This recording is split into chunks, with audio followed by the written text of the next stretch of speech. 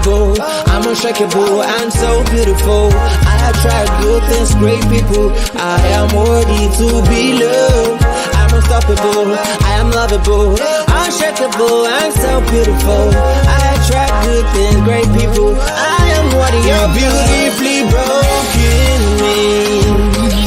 Yeah, da, da, da, da. Beautifully broken me. Yeah, you're beautifully broken me. Yeah, da, da, da, da. Beautifully broken me. Yeah, yeah. I'm a queen, I am royalty. My scars don't define me. I'll never stop, I'll keep moving on, moving to the top. Yeah, I'm on a journey. I cannot be. Hello. Welcome to the day 2. It's the day 2 of our summit.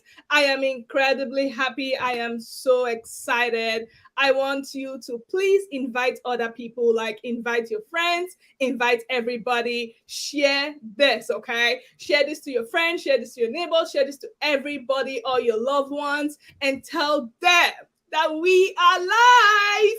Come on. So I'm just gonna play a music by NK Maduforo. So I'm gonna be playing her music throughout the summit. I really like the song. It's titled No More Broken. So I'm gonna be playing this music while I just kind of wait for you to share this, while I wait for you to, invite all your friends and tell them, listen, guys, today, if you think yesterday was loaded, wait until you hear from the wisdom of the speakers lined up for today. Come on, guys. Let's go invite. Please share this. Share the link. Invite, okay? Because I want everybody to be here. Today is really going to be, impactful. Today is going to be inspiring. Today is going to be mind-blowing. It's a good day. And I want to welcome you. Welcome to the Beautifully Broken Me Summit Day 2. Yes, welcome. And if you're just joining me for the first time and you don't know who this person is, I am Noble IJ. I am actually the convener of this event. I will be telling you more about myself as we go. So please share this and invite as many people as possible while we play this music for a bit.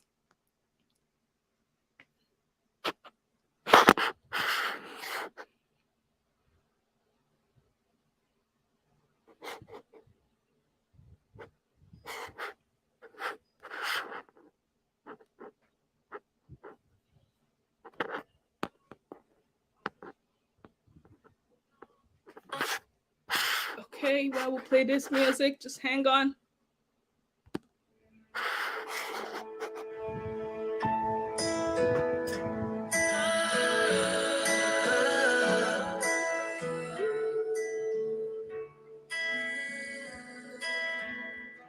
I'm letting go of the pain, letting go of the shame, holding on to your name. Now I know that no more scars. I'm looking up to the cross. I'm letting go of my past, 'cause I'm no more broken. I'm no more broken. I am free to live. No more bound by disgrace. Moving forward by grace. I am whole, made for more. Beauty for ashes, a garment of praise, and the freedom to say, I'm no more broken.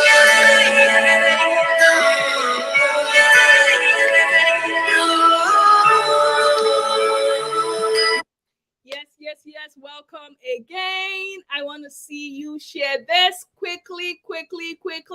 Let us, create this awareness, because honestly, guys, it is going to be incredible this evening. It's definitely going to be incredible. I want you to please share this. Please invite your friends, share the link to them, and tell them that we are live. And I want to thank you for joining. Thank you so much for coming on tonight. I am excited. I am so happy to have you. Okay, so let's just jump right in. The speaker for today will be coming on shortly. I want to, introduce myself quickly, just in case, I know some of you know me, some of you may not know me. Okay, so my name is Noble IJ. That's basically my name. IJ actually means Ijoma, but I like to go by the name Noble IJ. I am the host of the trending podcast, the Beautifully Broken Me podcast. I am I am very, very passionate about really kind of like helping, women, helping young adults, just really kind of like, coaching them and being an inspiration to them, and this is kind of bitted from, my life experience and all the challenges I had experienced, in my marriage, as haven't survived domestic violence. It's just really kind of like, all of these things, and that was really how the name came about, the Beautifully Broken Me. And it just came about it because it got to a point in my life where I was broken, right? I was really kind of broken, and that was really, the first song that we listened to by Enke Madufara, speaks about I am no longer broken. Okay, and that's really what it is, because some of us might be in that situation. You might be in confinement, you might be in that place where you have limiting beliefs, you might be in that place where you think, oh my god, I'm screwed up, I'm gone, I'm dead, I can't come out of this situation. I just want to tell you that it is not over. I just want to tell you to hang on, because if something beautiful came out of my story, honestly, I am a product of grace, because all of those things that had happened to me had become a stepping stone rather than being a stumbling block. All of those adversities, all of those challenges became what? A stepping stone. And I'm just going to share a little bit of that story while we wait for the guests to come on. So I got married in my early 20s. I got married at like 22. That was immediately after my university degree. And I was very naive in that relationship. That was my first relationship that led to marriage. I did not know my left from my right. And then I got married, and it resulted to one form of abuse or the other. It resulted to, emotional abuse. It resulted to verbal abuse. I didn't know it was abuse at the beginning. And then all of a sudden, it just kept, very sloppy, sleepy, slimy. And then it resulted to physical abuse. And I just really want to say that this month of July is usually one of those months when I feel like, oh my God, it just kind of gives me flashbacks, because the month of July is actually that month when the big thing happened, the big situation happened, when I told myself, should I continue or just, die in it, right? Should I just kind of like move on and face the unknown, or stay in this and die? I was in that place of should I not, should I not? And this actually happened in 2018, in July of 2018. And it was a very, very tough decision. And it's this time of the week, that was when it happened. This time of the week, July of 2018. And that is why this week of July, it's very, very significant. It's a very, very, I don't know, there's something about this week. And that's why, I'm doing all of these things, because like I said, I'm a product of grace, because I don't look like what I've been through. If you see what I've been through, or if you see me, like if you know me from when I was in that place, you would, I don't know, you would just think that, I don't want to associate with such a person, because she is, oh my God, she should be going through, like, honestly, like you wouldn't even want to associate with me. But I'm just really grateful to God, because, took what the enemy meant for evil and he turned it for good. And that's what you're seeing right now in this particular summit. Peace from broken pieces. Peace from broken pieces. How can that even be attainable? How can that be achieved? What happens when peace is far-fetched? And today, our guest is here and I'm going to be bringing him on shortly. Today, we're just really going to be looking at, winning the game of you. That's what my guest is going to be sharing. We're going to be talking about winning the game of you. What if you're in that place, in that decision? Because I was there when I was kind of like, should I not? And yet the 10th of July was actually the day I finally made that decision. 10th of July of 2018. And that's why I'm telling you guys, this week is significant for me. It's one of those weeks that if I'm not doing this thing, if I'm not doing this event, it would have been a month of sober reflection when I would just be like, wow, look at my life now. Look at how my life had turned for good right now, because now I am happy doing this. And that was what bettered this podcast, the Beautifully Broken Me podcast. Because all of those adversities was meant to trample me, close, just put me in confinement in some type of prison where I won't be able to speak my truth, where I won't be able to be my authentic self, where I will be living my life by the dictates of the way someone wants me to live rather than what God wants me to do, rather than living a life of punishment, a life of abuse, constant abuse, physical abuse, verbal abuse, all of those situations where you're being called upon and you're told, look at you, come right here. A piece of rag is more valuable than you. And this person said it over and over and over and over. And then all of a sudden, you know what happens? It messes with your mind. I know our guests will be talking about the mind too. It messes with your mind where you begin to see yourself like a piece of rag. You begin to see yourself and be like, wow, it's true. Maybe what he's saying is true, because I lost myself completely. I completely lost my sense of self. I lost everything about myself. I felt worthless. I felt like I was walking on eggshells. And it wasn't even far gone, 2018. But I'm just telling you, and I'm challenging you, if you're listening to me, if I can bounce back on and if I can step on my adversity, you too can. If I can use my adversity as a stepping stone rather than a stumbling block, you can do it too. And I don't want you to limit yourself. I don't want you to limit yourself. Now my story is an inspiration to others.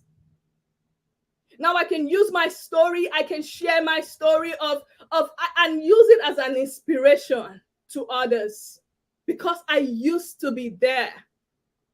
And that is why I understand. I was in my early 20s. I knew nothing. I got married at 22. I knew nothing. But what happened was he leveraged on the fact that I was naive. He leveraged on the fact that, man, she doesn't know nothing. Because one of the things he said, and I quote, when I was kind of like, come on, why are you interested in me? Like, I don't understand, why me? And he said something that struck me. He said, one of the reasons I'm interested in you is because you don't have ideology. You don't have principles. And honestly, like, it didn't strike any chord because I was naive. I didn't. And if I had a mentor, and that's why I want to encourage you, please, if you're a youngster and you don't have a mentor, or in that place where you're trying to decide, should I marry this guy? Should I not? If you're in that place where you don't have a mentor, honestly, like, reach out. You can reach out to me. Because you need a mentor. Because if I had a mentor, and not just any kind of mentor, but somebody who would tell me the truth like it is, I wouldn't have made the mistake I made. But I wouldn't have made the mistake I made. Someone who said a piece of rag is more valuable than you. Someone who said, I love you. I want to marry you because you don't have ideology. You don't have principles.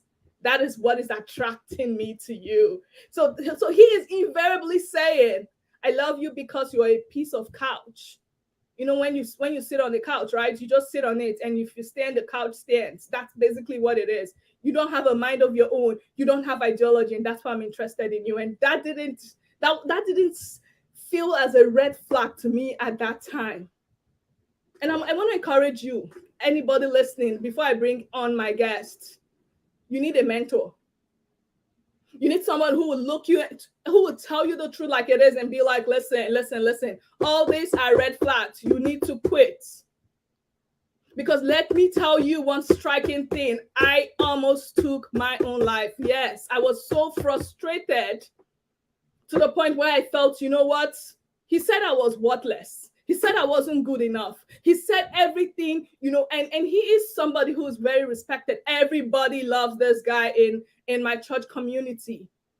And he said all of those things, and people began to believe him. And do you know what happened? I felt like, you know what? I'm going to bring shame to my family. The thing I should do was just to take my own life because my brain was messed up. And that's one of those things that happen when you see people take their life. Their brain is messed up. Their brain sick. And I just thank God. So I'm going to be saying God because I'm a person of faith. So I can't take that away from my life because he helped me. He saved me. And that's why I can stand boldly to share all of this kind of story, because he took what the enemy meant for evil and turned it for good. I should have been dead. I should have been dead. I intentionally was going to crash into a car. I just said to myself, you know what? I will just do this because I was ashamed of myself. I was a fellowship ESCO in my undergrad, like fellowship, Christian Campus Fellowship executive. And I was just like, no, I can't do this. I'm going to bring shame to my family. We don't have any history of domestic violence or divorce or all of those things. What will people say? And then what happened? I literally did that. But thank God, I don't know what the driver did. The driver swept away from me. I couldn't imagine how the driver did it even up to now. So what I'm trying to say before I bring on my guest is this. It doesn't matter how bad you think your situation is. It doesn't matter how messy you think your situation is. It doesn't matter. But listen, if this noble IJ right here can bounce back and do all of these things you're seeing me do, like my confidence was crumbled. I had no confidence in myself at all. But if I can bounce back by the grace of God within just a short time, you can do it too. You can do it even more. You can do it even better. And I want to challenge you. I want you to know that you are loved. You're special. You are not that thing that they've tagged you as. You are not that. You are beautiful. You're intelligent. You're hardworking. And you are you. So I'm going to be bringing on my guest quickly. We're just really going to take a very, very short 30 seconds break. And then I will bring on my guest. Okay?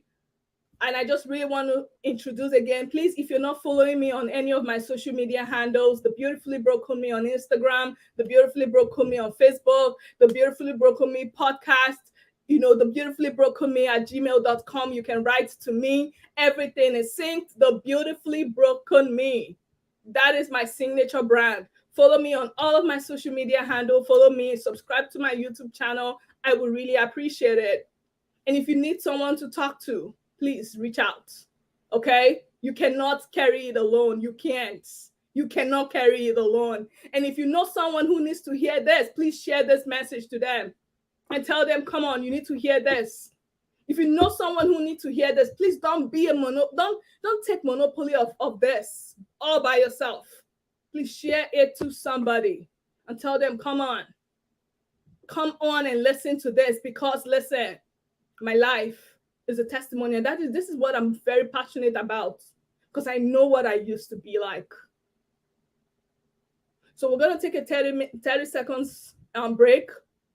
Invite all the people you need to invite and tell them we're live, and then I'm going to bring on my guest.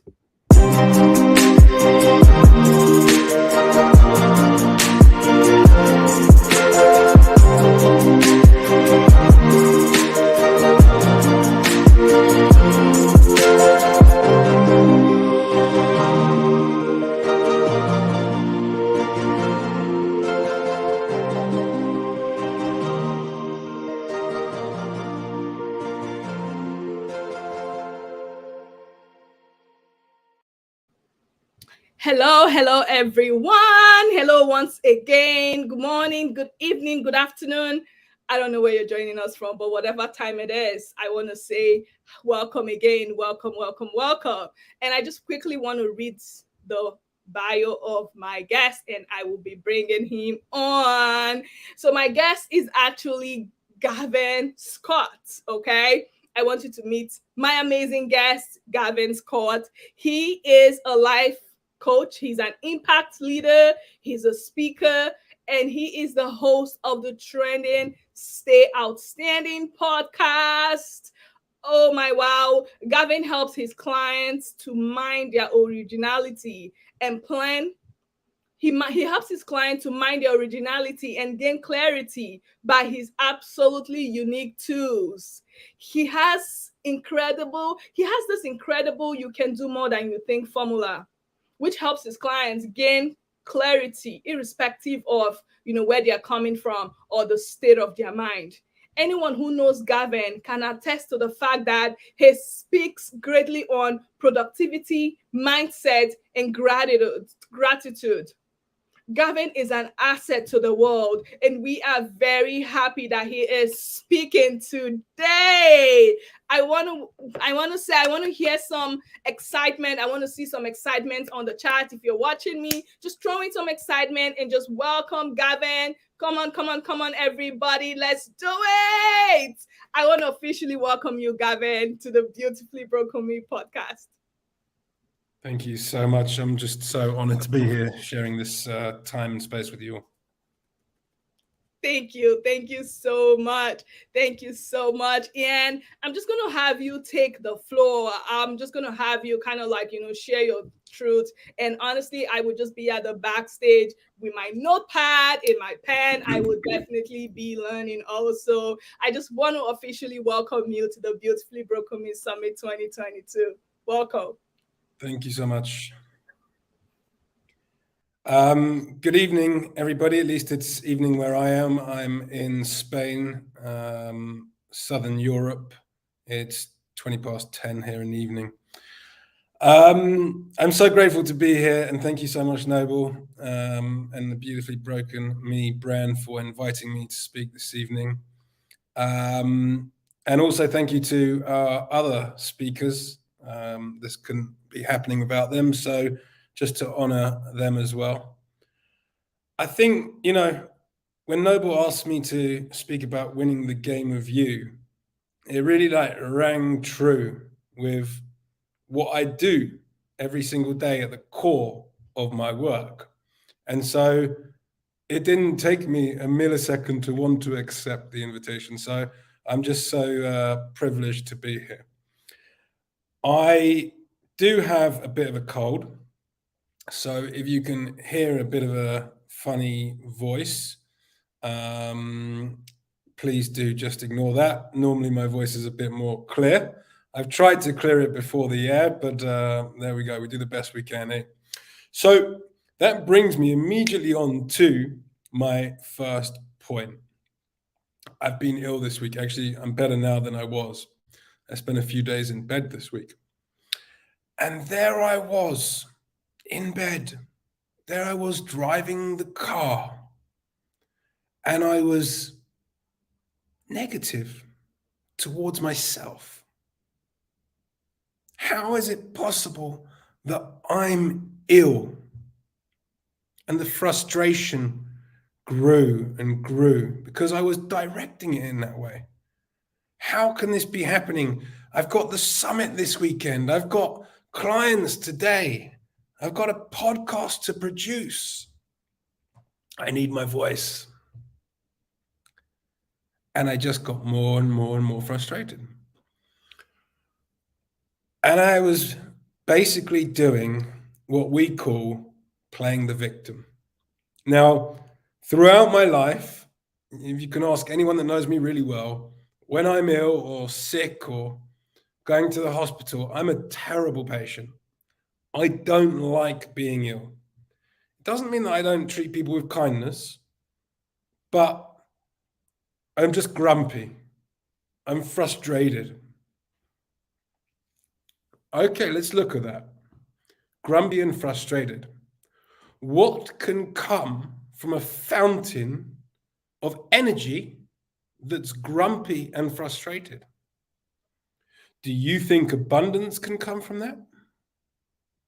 Do you think love, peace, joy? And I'm fortunate.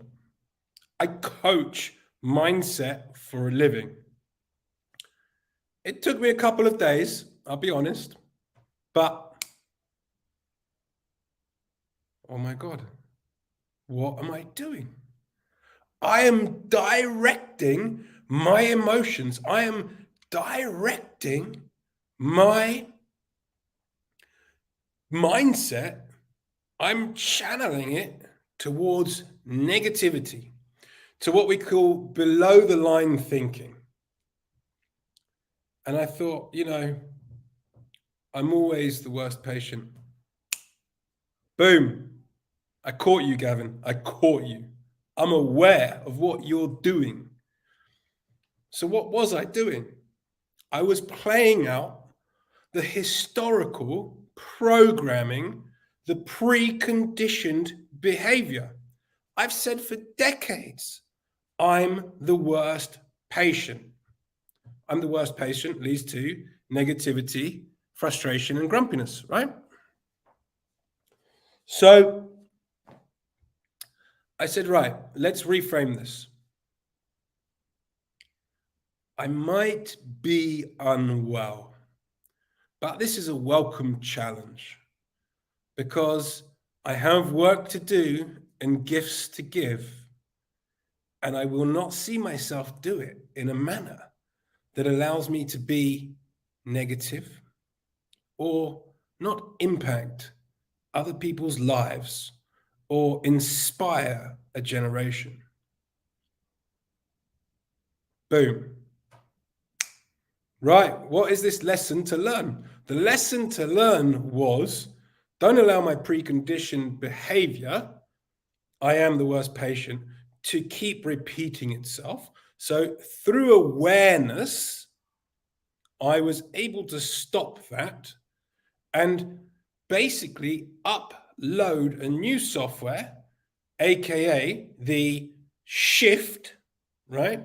The mindset shift or the reframing of reality, to whereby I'm welcoming this challenge. It is here to show me that I can do things even when my human body isn't operating at its most efficient. I am lucky though, I haven't lost my voice. Otherwise, this would be very difficult. So that is something that I really just wanted to share with you. Victim mentality versus victor mentality. The victor is always reframing.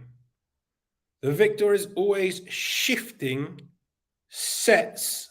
Sets are like waves in the ocean. They are thoughts in the mindset. Okay? So this is very, very important. The lesson for you guys here is not to be grumpy and negative when you're ill. The lesson here is awareness. Awareness. Awareness is the first lesson anybody should teach. The first lesson, because without it, you cannot effect change. Why am I interested in affecting change? Because I set out to make great positive impact in people's lives, personally and professionally. And what happens is when they go on and make that impact, it impacts other people around them. So we begin to have what I like to call a set of waves like the ocean. That is the impact that I like to make. That consistent wave that comes in. So awareness. It's key. We're going to come back to awareness in just a minute. And I think Noble is expecting this.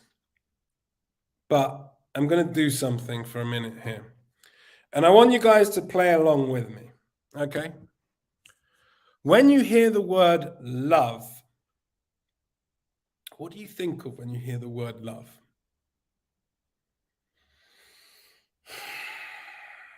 Well, I would like you, when you hear the word love, to feel warmth in your heart, generated from a pure, bright, white light. And when you feel it, I want it to emanate out from your heart, through your body, and across your spirit. Okay? Something so pure, it can't be touched. Something so warm, you can't help but feel soft. Okay? So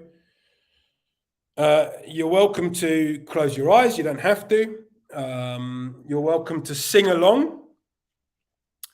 But every time you hear the word love, I would like you to, as I said, have that feeling of pure, bright, white light and warmth emanating from your heart, through your body, across your soul.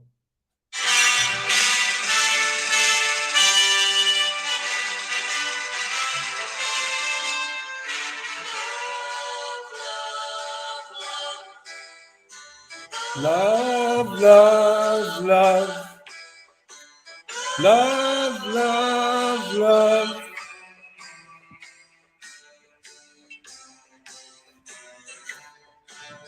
Love, love, love. Nothing you can sing that can't be sung. Nothing you can say, but you can learn how to play the game. Easy.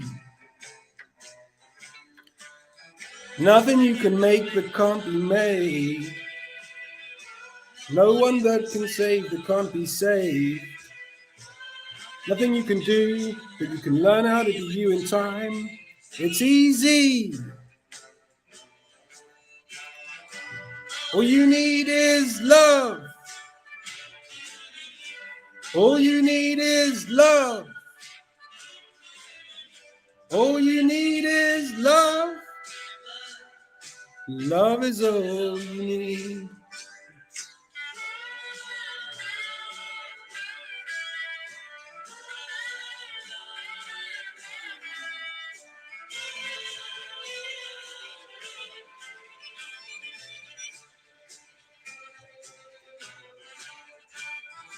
All you need is love. All you need is love. All you need is love. Love. Love is all you need. Nothing you can know that isn't known.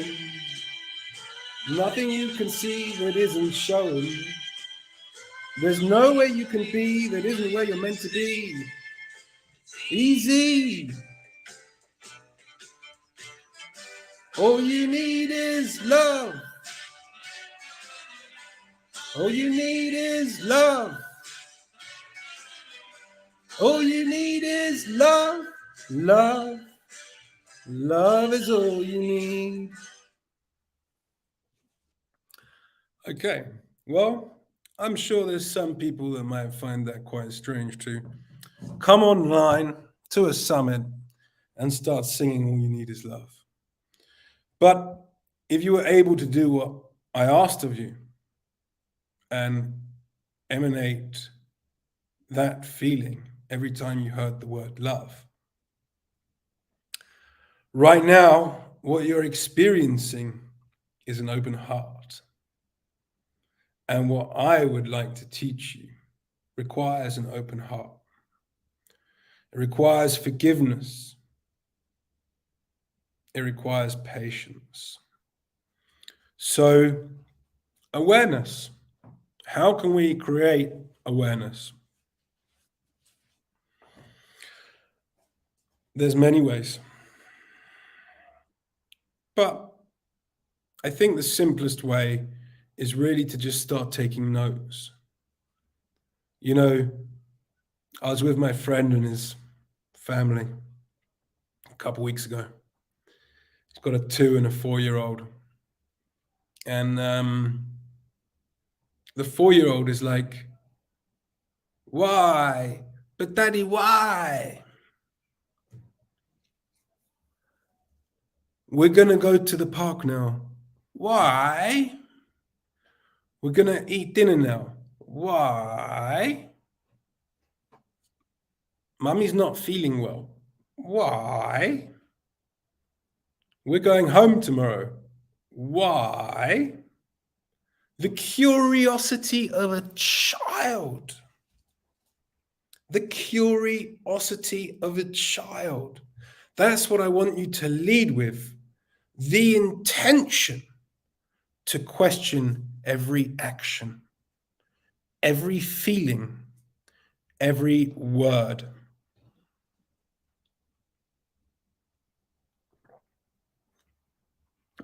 Now, let's just start with today. You can write down waking up. How did you feel when you woke up? What was your next activity after you woke up? Did you go and make a cup of tea? Did you go in the shower? Did you go and wake the children?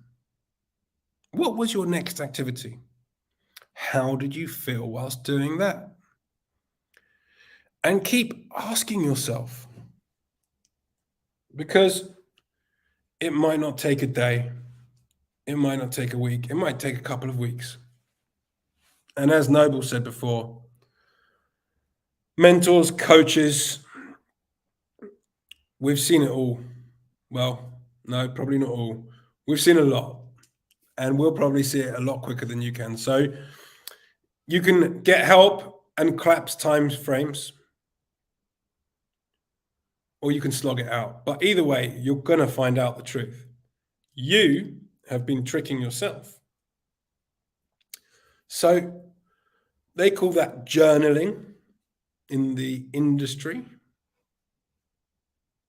I like to call it the why calculator. It's just my thing. Let me think. What was I doing in the beginning? Oh, here's a good one. I used to. Sorry, I'm shaking my head because I can't believe that I used to do this. It's unreal.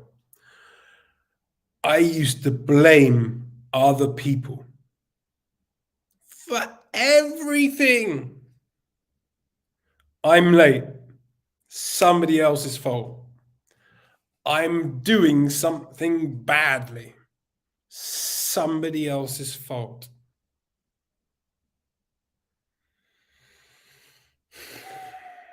I didn't succeed in my challenge. I didn't even enter the quest. Blame, blame, blame. That was one of my biggest things that I became aware of. Now, when you take ownership, when you take responsibility, and you add commitment to change,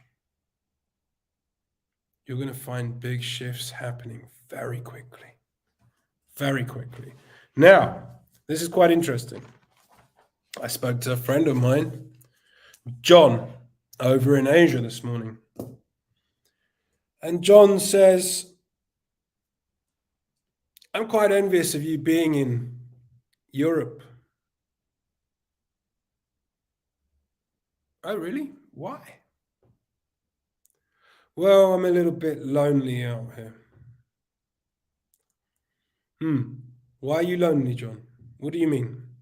Well, it's just that I work, I've got the kids, I don't get to have the same social life that I had in my 20s or my 30s. The reality is, most of us don't. Most of us don't. But I said to John, I understand. Why don't you do this? Why don't you arrange to go home once this year and see all the family, both sides, take the kids, and then take another 3 trips this year and go and see friends in other parts of the world that you haven't seen for many years and rekindle bridges. Catch up with people. Hear new news. Discover new cultures.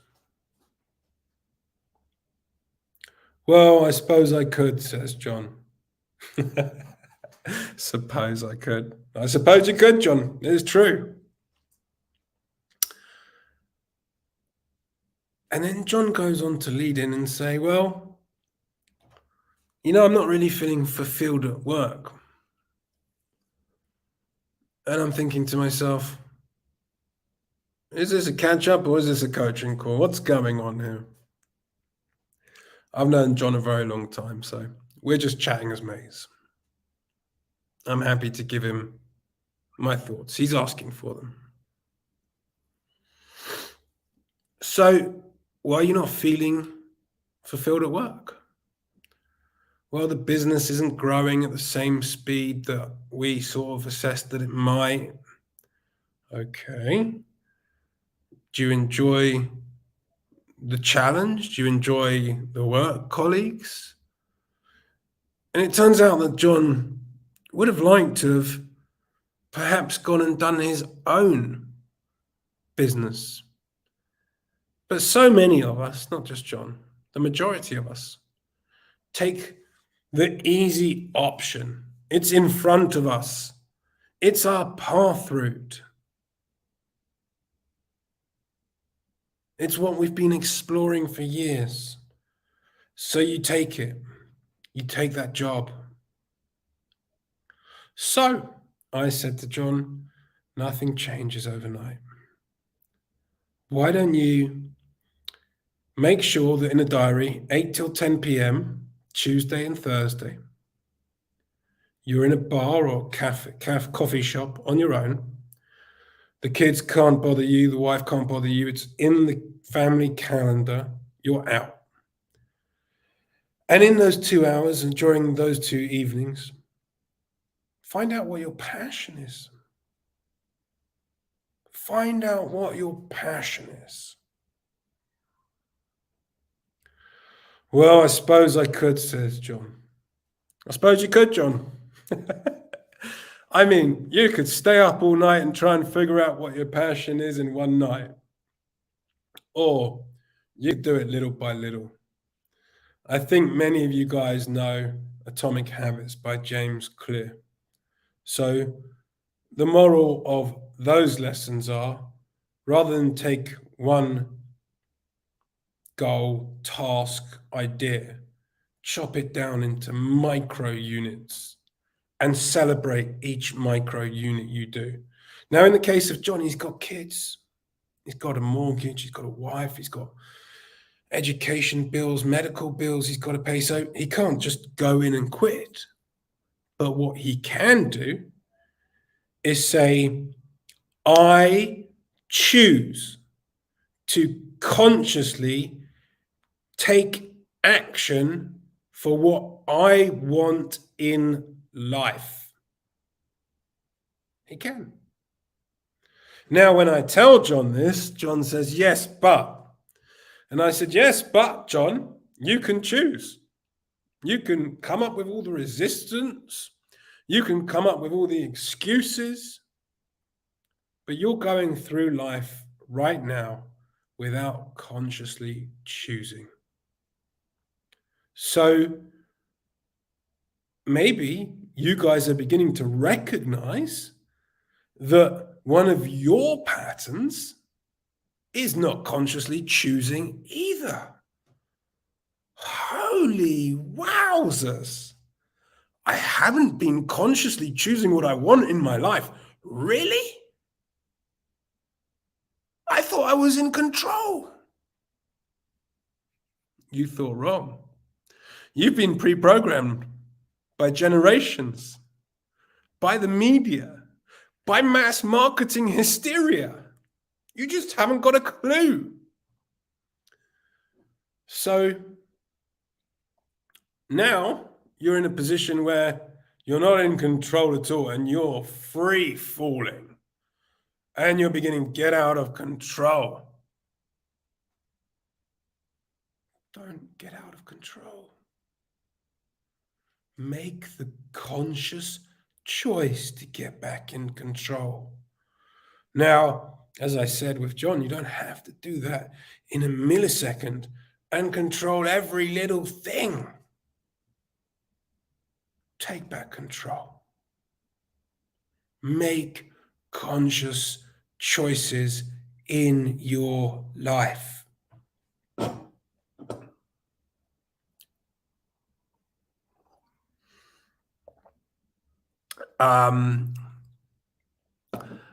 I'd love to see in the chat if you guys are making conscious choices. Please put it down. Please put down what choices you are making that are conscious. And here is a great little something for you. Take a piece of paper. And on the left-hand side, I want you to write non-conscious choices. And on the right-hand side, I want you to write conscious choices. Okay?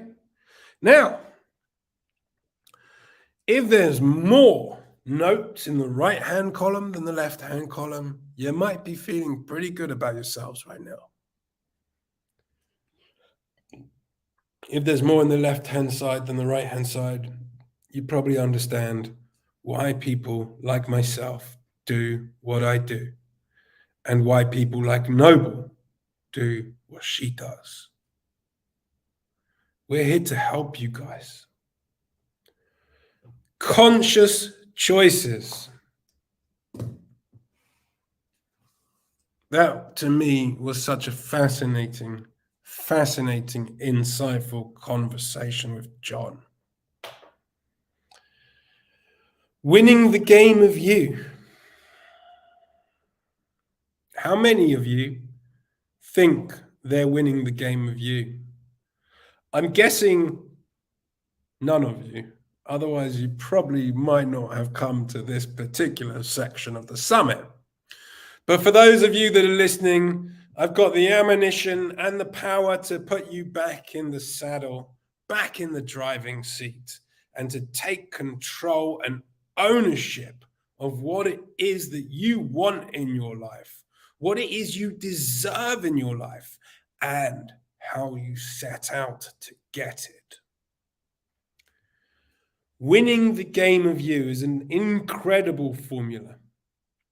I was with my dear cousin earlier and we were having a great chat. And well done, Ngozi. Ngozi says, I'm making conscious choice of becoming intentional about my actions. I take responsibility and quit blaming. Keep up the great work, Ngozi, and don't allow yourself to get comfortable. There's just a better and better level awaiting you. But I applaud you for your efforts and your successes so far. Well done. I'm in the car with my cousin earlier, and we're having a fascinating conversation.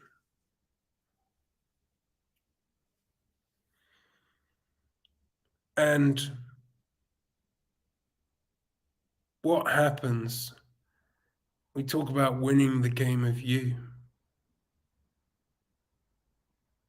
And I've lost my train of thought.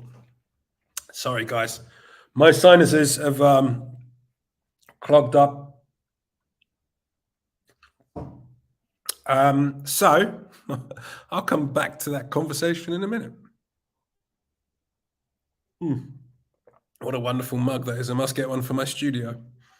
That was a cold cup of tea. Right, so onwards. Winning the game of you. I'm Gavin. I am an ordinary human being. I am a light spirit. We are all light spirits. I am mind, body, and soul. I am an ordinary human.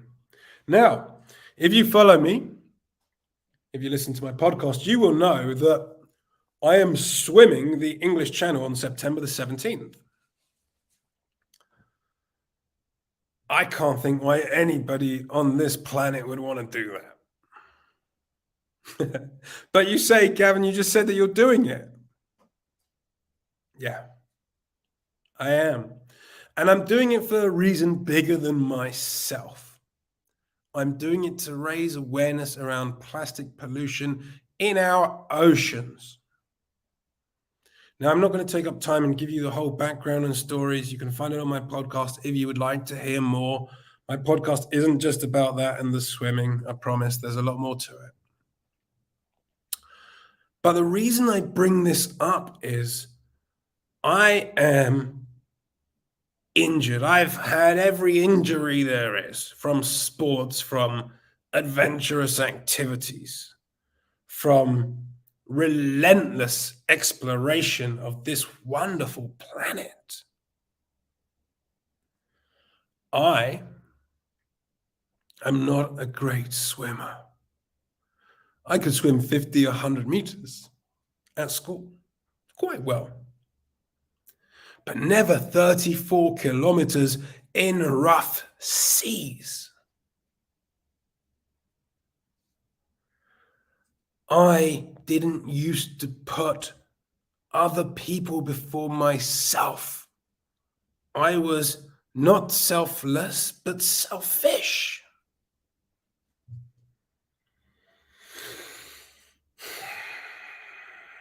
Now, one of the reasons this mission is so important to me is that everything in our life begins with our health, our physical health and our mental health.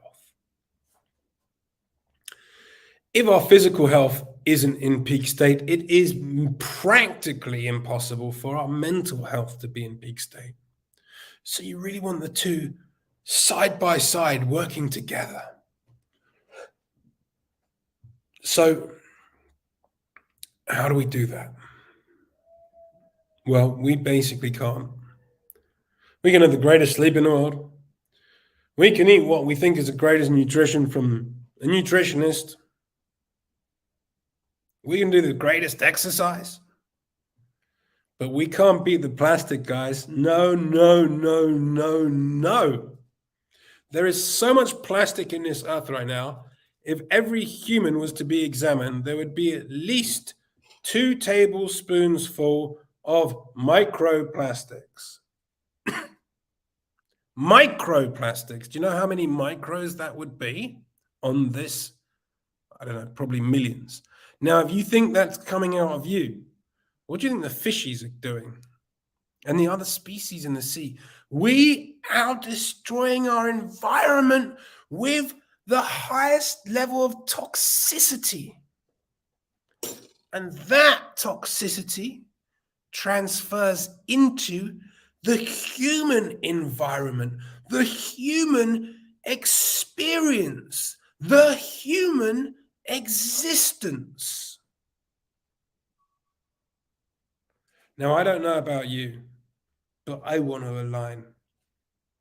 I want to align my mental and my physical health. And it's a bit bizarre. Back in February, I did this juice detox for 28 days.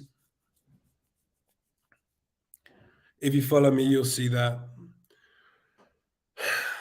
And I, as a byproduct, I lost lots of weight. And that was kind of the point. I needed better buoyancy in the sea, swimming, so I could be faster.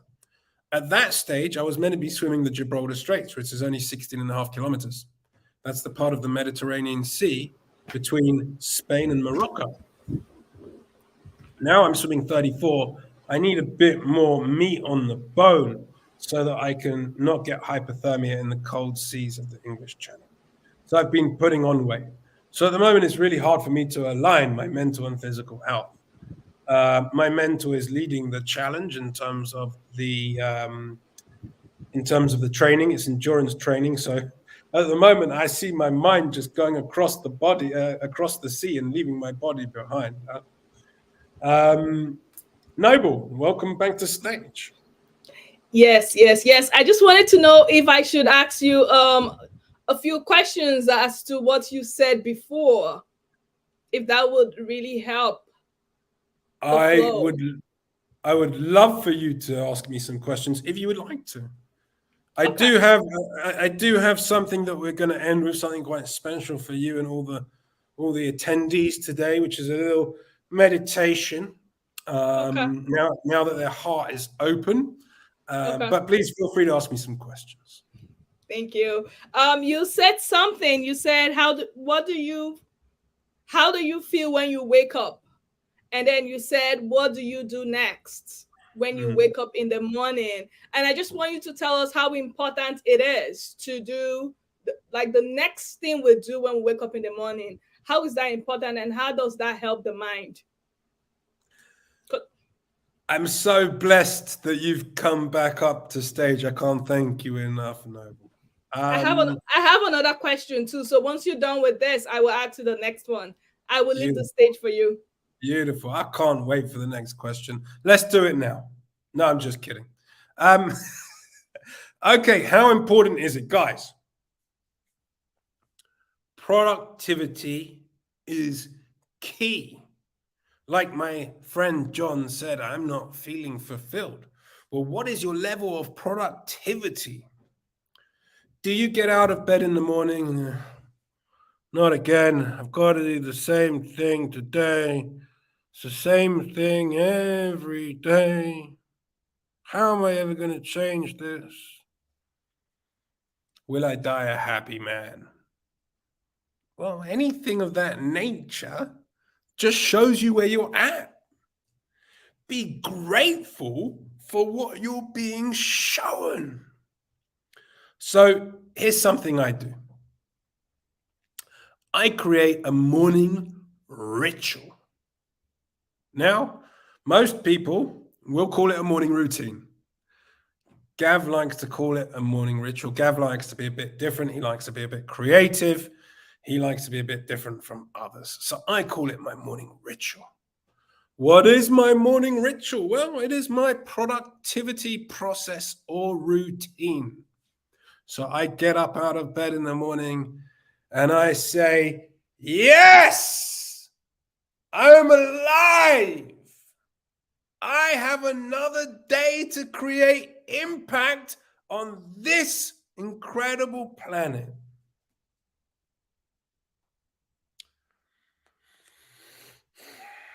Now, how do you think that makes you feel compared to, I've got to get up and do the same thing today? I'm telling you, that's a great way to start. Whatever your mission is in life, jump up out of bed, and I'm grateful to have another chance. It's a new dawn. It's a new day. It's a new life for me. All right. I wish I could sing right now. I'm not sure I can sing normally anyway, but hey ho. So my morning ritual, I will get up and I will be grateful. I will demonstrate my gratitude with my voice, with my body language, and with my words. And then I'll go and write down 5 things that I'm grateful for. I'm grateful that I was born a man. I'm grateful that I get to make incredible impact on this planet. I'm grateful that I have a loving and supporting family. I'm grateful for the opportunity to enhance the lives of others. I'm grateful for my human experience, for this blessed body I am going through this walk of life in with my 5 senses, my sight, my smell, my hearing, my touch, and my feeling. So that's just the beginning of my morning ritual. Then I do some visualization. I visual where I want to be. And then I visual being there. Now that's the key to manifestation. Not visualizing where you want to be, visualizing that you're already there. And the more you can make it real, the better. Take the 5 senses. If it's money you seek, well, I don't know if you're going to get such a reward, but you can definitely obtain it. It's 100% possible. Smell. As you flick through the $50 bills, smell those greenbacks. Touch the paper. Take the rubber band off the $5,000 stack. Say, wow, look at the green color of the greenback. Isn't it beautiful? Acknowledge it with your 5 senses. Imagine that you're already there.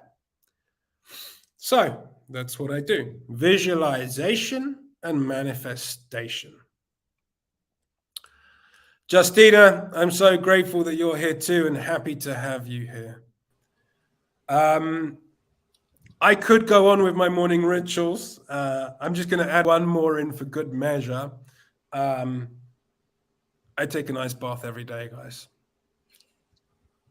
Like cold immersion therapy. You might be scared of cold water. You might not like it, but get out of your comfort zone and grow up. Take responsibility for what you want. So here's something really interesting. We were talking about sorry, Noble, in the car with my cousin, we were talking about consistency is mastery. So don't take one cold bath, one cold shower. Take it consistently for 100 days. And if you're not more productive in the 2-3 hours after that cold shower or that cold bath or that ice bath in my case, then I'll coach you for free for a year. I guarantee you will be more productive, 110,000%. So I think this is what I was going to say earlier when I forgot what I was going to say to my cousin. I've just moved to a new place. And my friend who runs a cafe, restaurant, bar was selling her hospitality ice machine. And my new place doesn't have a big fridge or a big freezer, it's small. So I bought her hospitality ice making machine. So now when I wake up in the morning, I've got enough ice to sink the bath with every day. And I just scoop it right out and I keep putting it in the bath. That is my commitment to mastery of my morning rituals. Now, they do work. Like if you have a routine, it won't become boring if you're productive, if you're getting the results you want in life, if you are winning the game of you. If you see your life changing in front of you and you go fast forward 6 months and you see yourself and you're like, whew, man, how much has he changed? How much has she changed? I can't believe that's made that much change. Like, that's what we're talking about, guys. That's why I call myself an impact leader, because I help people make immeasurable impact in their lives. Noble, great to see you on stage again. Yes. Thank you for that. And I just have one question, because you made us do something and I want us to follow through with it. So you told us to have a book and then we kind of like crossed it, and then it was more like conscious choices and non-conscious choices. Okay. Yes, I can see that. So I just want us, what do you want us to put in those conscious choices or non-conscious choices? How do you want us to do it? That's the next question. I have one more though. Okay, so very quickly, conscious choices are ones that you're not making out of routine. So, oh, I've got to feed the kids at 4 o'clock. Oh, I've got to drop the kids off at school. Don't get me wrong, I'm not asking you to be an irresponsible parent, not by any means. What I'm merely suggesting is, oh, so I have to drop the kids off at 4 o'clock. Now, if I did this at 3 o'clock, I would be able to do this at 3:30, get the kids there at 4, and then at 4:30, I'd be able to achieve this. Like structure, put things around the things that you must do. But if you don't fill your day with productivity, with things that are making a difference, then how do you ever expect your life to change? So, non-conscious choices, I would say, you can just imagine that they're actions you take out of routine. Conscious choices are ones where you go out of your way to make a new path, to make an impact in your life, to make a change for the better.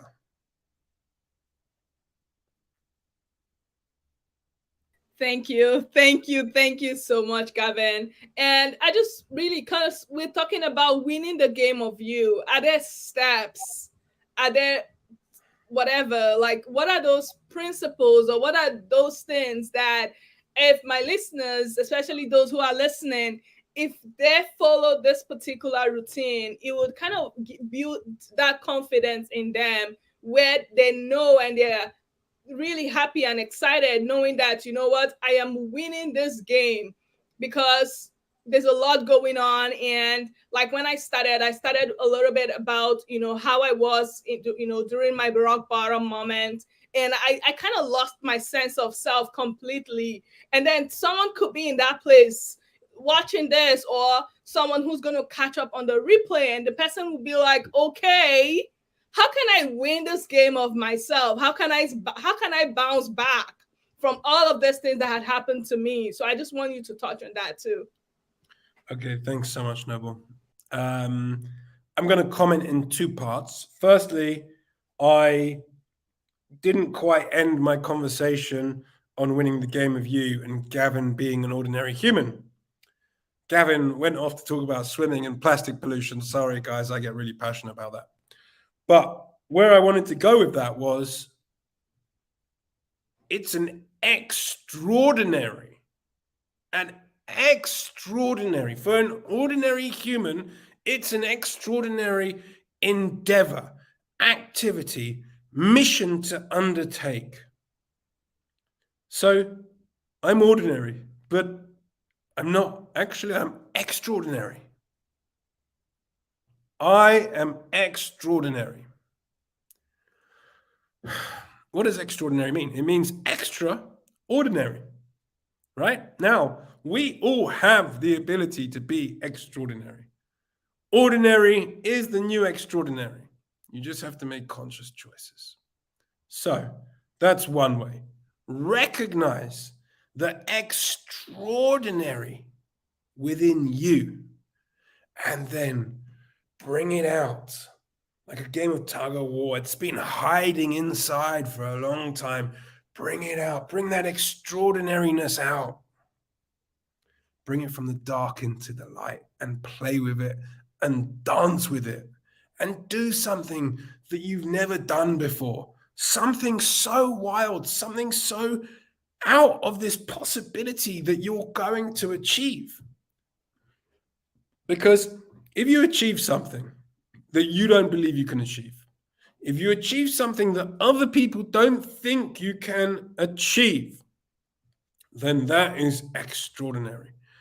And I believe if you put the mind to it, you can achieve anything in this lifetime. Now, I'm swimming across the English Channel. That's an extraordinary feat. I'm an extraordinary human, but actually I'm just ordinary. You see where I'm going with this, guys? We are all extraordinary human beings. We just have to show it by our actions. So what actions are you going to take? Now, the second part of how I'm going to break this down for you is quite simple. You've just heard me talk about my swimming and ordinary to extraordinary. And that's a pretty big step right there. And I mentioned James Clear Atomic Habits earlier. What we want to do to win the game of you is take this step and we want to make it here. We want to put it right on top of the last action. And then what you do when you win that action is you put it on this one, and then this one, and then this one, and this one, and this one, until you eventually make that gap and you're taking bigger strides, making more impact. So I don't know if any of you guys have seen it. There's an ingenious comical movie called What About Bob? With possibly my favorite actor ever, Bill Murray. It is laugh out loud from start to finish. Okay, you might call me a bit of a child, but in it, the author writes a book called Baby Steps. Baby steps. Break your challenges down into baby steps.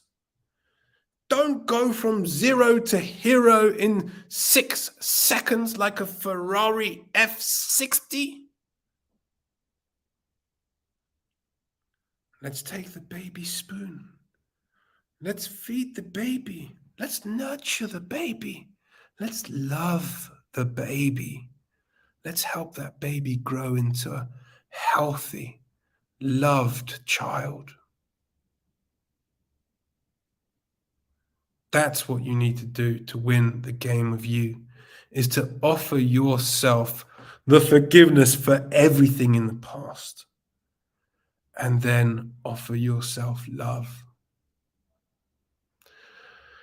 Coming back to another thing I said with my cousin in the car earlier, I said I could talk to her about this previous relationship I had with someone for 5 hours. And she was like, I don't want to talk about it for 5 hours. I don't even want to talk about my own relationship for 5 hours. And I was like, well, you know, the greatest relationship we all have is not with our loved ones, but it's with ourselves. Treat yourself how you would treat your loved ones. Don't be so tough on yourselves, guys. Treat yourself with childlike hands. Give yourself a hug. Tell yourself it's all going to be okay. Show yourself that unconditional warmth, that love that you've given to your child before you. That's what you need to do to win the game of you. Love yourself no matter what. Be your most authentic self. How do you be your most authentic self? You stop pretending. Stop being someone else. The moment you wake up and you start making conscious choices, guys, this game of conscious choices is massive, massive. You will see how you feel after you change your life with one conscious choice. Because trust me, life's pathway can go this way and this way and this way and this way. And when you start going, oh, hang on, I don't want to go that way. Let's go this way. And you're like, hey, I controlled it. And then you do it again and again and again. And you enhance your life and you change your life and you impact your life. Wow. You're going to be like, I just feel so good right now.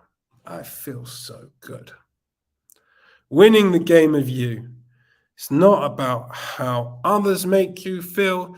It's about how you feel of yourself. It's about how you treat yourself. And it's about how you show yourself to others. And that is unapologetically being your most genuine self. To not be influenced by another. Amazing. Amazing. I was around the pool the other day, and there must have been a group of 5 or 6 girls in their 20s. And I'm in Europe, so sunbathing topless is not a big thing. But they obviously were a little wary. They were doing headstands, and they were like looking at people doing headstands, and then they stopped doing the headstands because other people were looking at them. So they were affected by other people's actions. I know that we're going to be wrapping up soon, so I just want to end with a meditation. This meditation that I've created for you is all about forgiving yourself effectively, reframing the past, shifting how you see yourself, the language you use for your self and your actions. So if you can sit comfortably, close your eyes, and just breathe. If you want to breathe in for a count of 3 or 4, hold for the count of 3 or 4, and then exhale for the count of 3 or 4.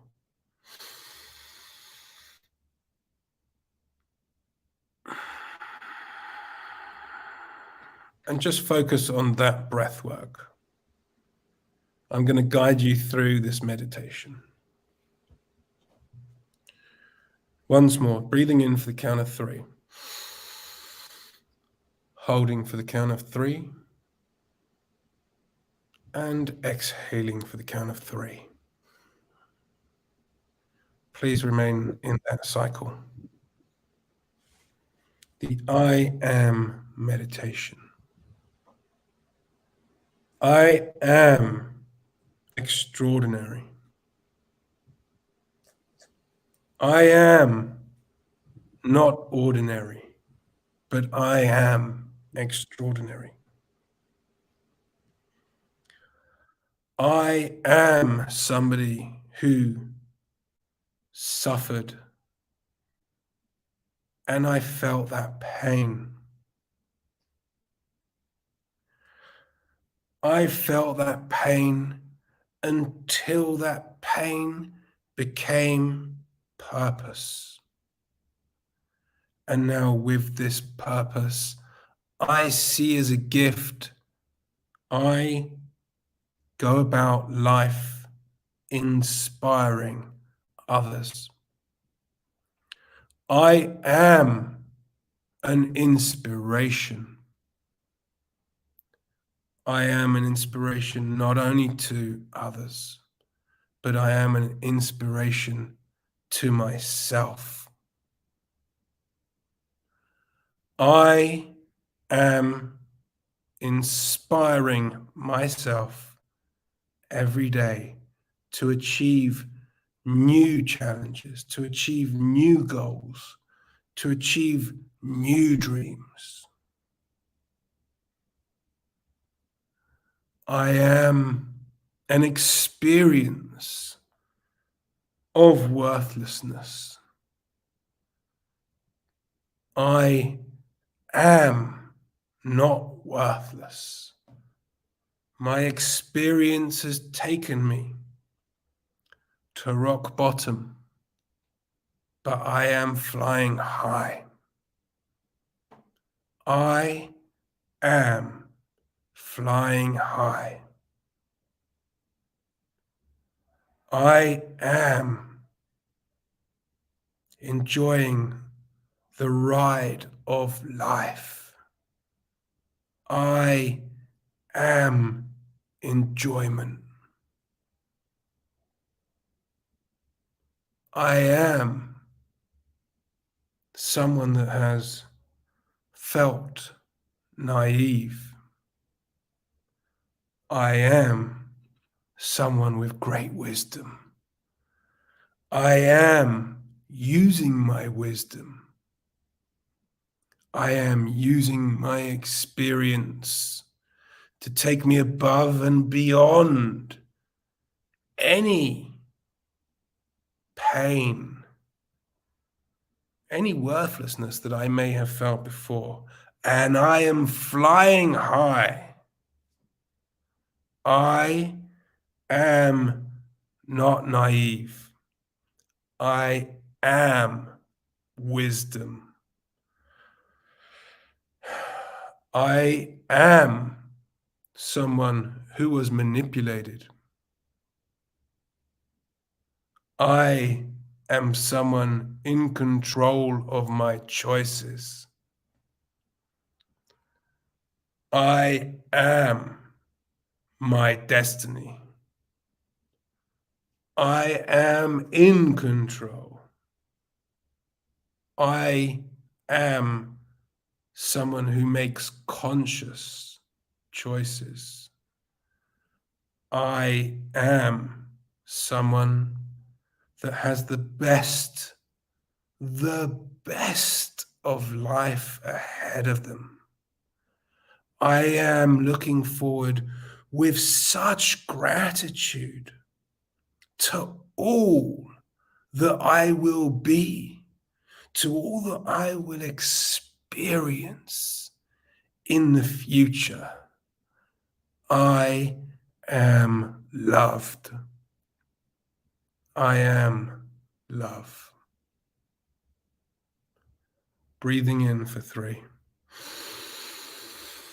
and holding for 3 and exhaling for 3. In your own time, coming back, opening your eyes gently, seeing that world with gratitude and love, being grateful for even the things that we've gone through in life that have caused us great pain. Being grateful for where we are now and who we are now and who we will become tomorrow. The journey continues. The journey is full of adventure. The journey is full of exploration. So there's many ways that you can meditate. Guided meditations are used to help you navigate through life experiences that have impacted you negatively and allow you to shift them positively. Guided meditations allow you to go on a journey and see things that you wouldn't ordinarily see. And it's really, of course, up to the guide. I quite like doing my animal spirit guided meditation, where you go off and you understand what animal spirit represents you. So that's just a little meditation. I think meditation is absolutely key to so many things in life. It's the gateway to gratitude. It's the path route to productivity. It's an insight to gaining clarity. There's going to be a lot of people out there that say meditation is just a spiritual thing. It's not for me. All they're saying is, I have deep pain within and I am resisting going and affecting great change. So meditation is a very powerful tool. I hope that calmed you and settled you and raised you to a new vibration where you can go on from this summit on your own, perhaps, and take meditation to a new level. Great to have you back on stage, Noble. Over to you. Thank you so much. Thank you so much, Gavin. Oh my, wow. I am so grateful. Thank you so much for that meditation exercise. I actually did. I actually did. I followed through. Thank you. And honestly, can you tell the audience where they can find you? And honestly, guys, if you're watching online, I just want you to please put a thanks and just say thank you, Gavin. Just put it there. I'm going to spotlight it. Just quickly, just put it there and just tell him thank you, or share one or two things that you learned from this particular session, and just really, really thank Gavin. And Gavin, please tell us where we can find you. Do you have any coaching services coming up? Or do you have any book? Do you have anything? What are your social media handles? Come on, it's over to you right now. Thanks so much. So you can find me at the Stay Outstanding podcast. I'm on all the podcast platforms, Spotify, Apple, and many, many others. If you put it into Google, I'm sure you'll find it as well. IG is Stay Outstanding Podcast. TikTok is Stay Outstanding. YouTube is Stay Outstanding. The website, which is currently being revamped, is stayoutstanding.com. I've been so busy coaching that I've created an online course so that I can help more people. So I'm going to be releasing that probably in Q3 of this year, and it's going to be available on the website. So if you want to work with me one-on-one, that's a qualification. You're going to have to do the online course first. It really is the A to Z of what I teach, the foundations. And yeah, please, guys, look out for it on the website. It's going to be available Q3, as I said, so from September. That's absolutely massive. And you can get a Stay Outstanding podcast at gmail.com. You can probably get me, Gavin Scott, on LinkedIn. I'm here to help, guys. I'm here to impact and influence and change society and people and culture for the better. So if there's anything I can do for you to help, then that is my purpose, and I would be passionately willing to undertake helping you. So please do get in touch. Thank you so much. Thank you so much. Like, I am so, so, so grateful. Thank you so much. I took down some notes as you were sharing. I want to really say thank you. Thank you for coming on. I am really, really, really excited to have you. I know the audience are really kind of like thrilled as to all the incredible things you shared. We want to say thank you so much, Gavin. Thank you. And before we let you go, just kind of like give us your last word. Like, what word would you leave us with before we let you go? So, Noble, you and I have exchanged emails before. You will have seen my email signature. My email signature says, if you can choose to be anything in life, choose to be inspirational. So, my words to you are, be your inspiration. Wow, that is so powerful. Wow, be your inspiration. If you can choose to be anything in life, be inspirational. That is so powerful. And I want to say thank you so much, Gavin. Thank you so much. We are excited to have you. We learned so much from this session. We want to say thank you. Thank you so much. Thank you. Thank you. Okay, all right.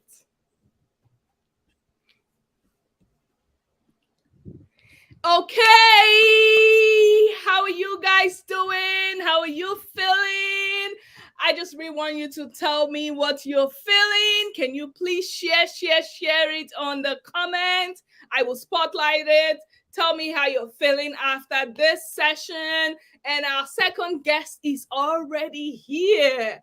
Oh my God, I call her the love doctor. She is love personified. Like, you just want to stay tuned. Don't go anywhere, but just put it on the comments and tell me what you feel, how you're feeling.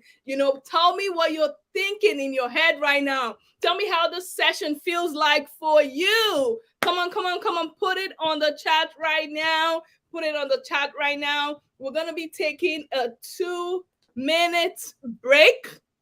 Okay, it's gonna be exactly 2 minutes. We're gonna be taking a 2 minute break, and then when we come back, we will definitely be having incredible guest. Honestly, guys, I call her the love doctor, and you will find out why. Okay, you're gonna find out why. So we're gonna take a 2 minutes break, and we will be back. So I'm gonna be playing again.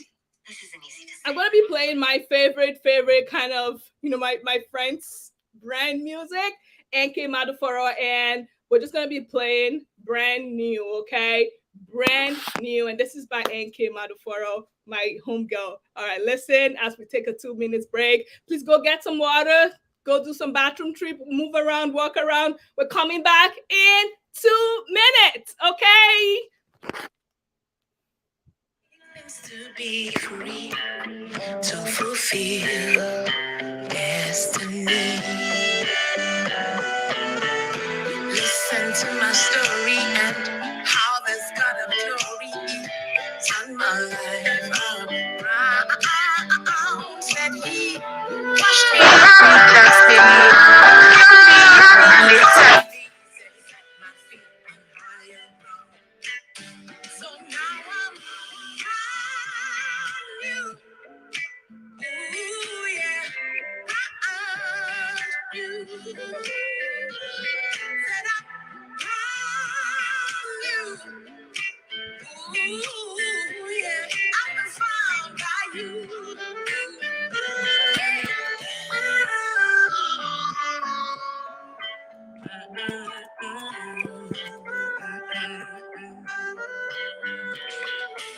So many told me of the sins that set me relax and hate to set me free. They said self-improvement and image consultancy. But I tried and attacked, but none could touch my soul. Till you came and you took control. Now I can sing it from the rooftop that I'm proud of you. I can say it's been all of my heart. Said I'm ooh, yeah, I've been found by you. If you're broken-hearted, my Jesus will mend you. If you're ill, He will heal you. He will mend you and heal you, free you and lift you. He will make you brand new. I gotta sing it from the rooftop that I'm brand new. Ooh, yeah. Brand new. Brand new. Ooh, yeah. I've been found by you. Welcome back. Honestly, guys, if you know anybody that is supposed to be here, please share this, okay? Please invite them. You don't want to miss this next session. You don't want to miss this next session. Honestly, I know why I'm saying this. Come on. Share this immediately right now, this minute, this second. Share this, okay? Invite somebody you know that it's supposed to be listening to this. Please share this, okay? Share this with them and tell them, come on, you need to listen to this. You don't want to miss this. And I'm going to be bringing on my incredible second guest. Before I bring her on, we're just going to do a little 1 minute countdown, and then I will bring her on. Is that okay? Okay, let's do it. Beautifully broken. I'm unstoppable, I'm lovable, I'm unshakable, I'm so beautiful. I attract good things, great people. I am worthy to be loved. I'm unstoppable, I am lovable, unshakable, I'm so beautiful. I attract good things, great people. I am worthy. You're beautifully broken me. Yeah, da, da, da, da.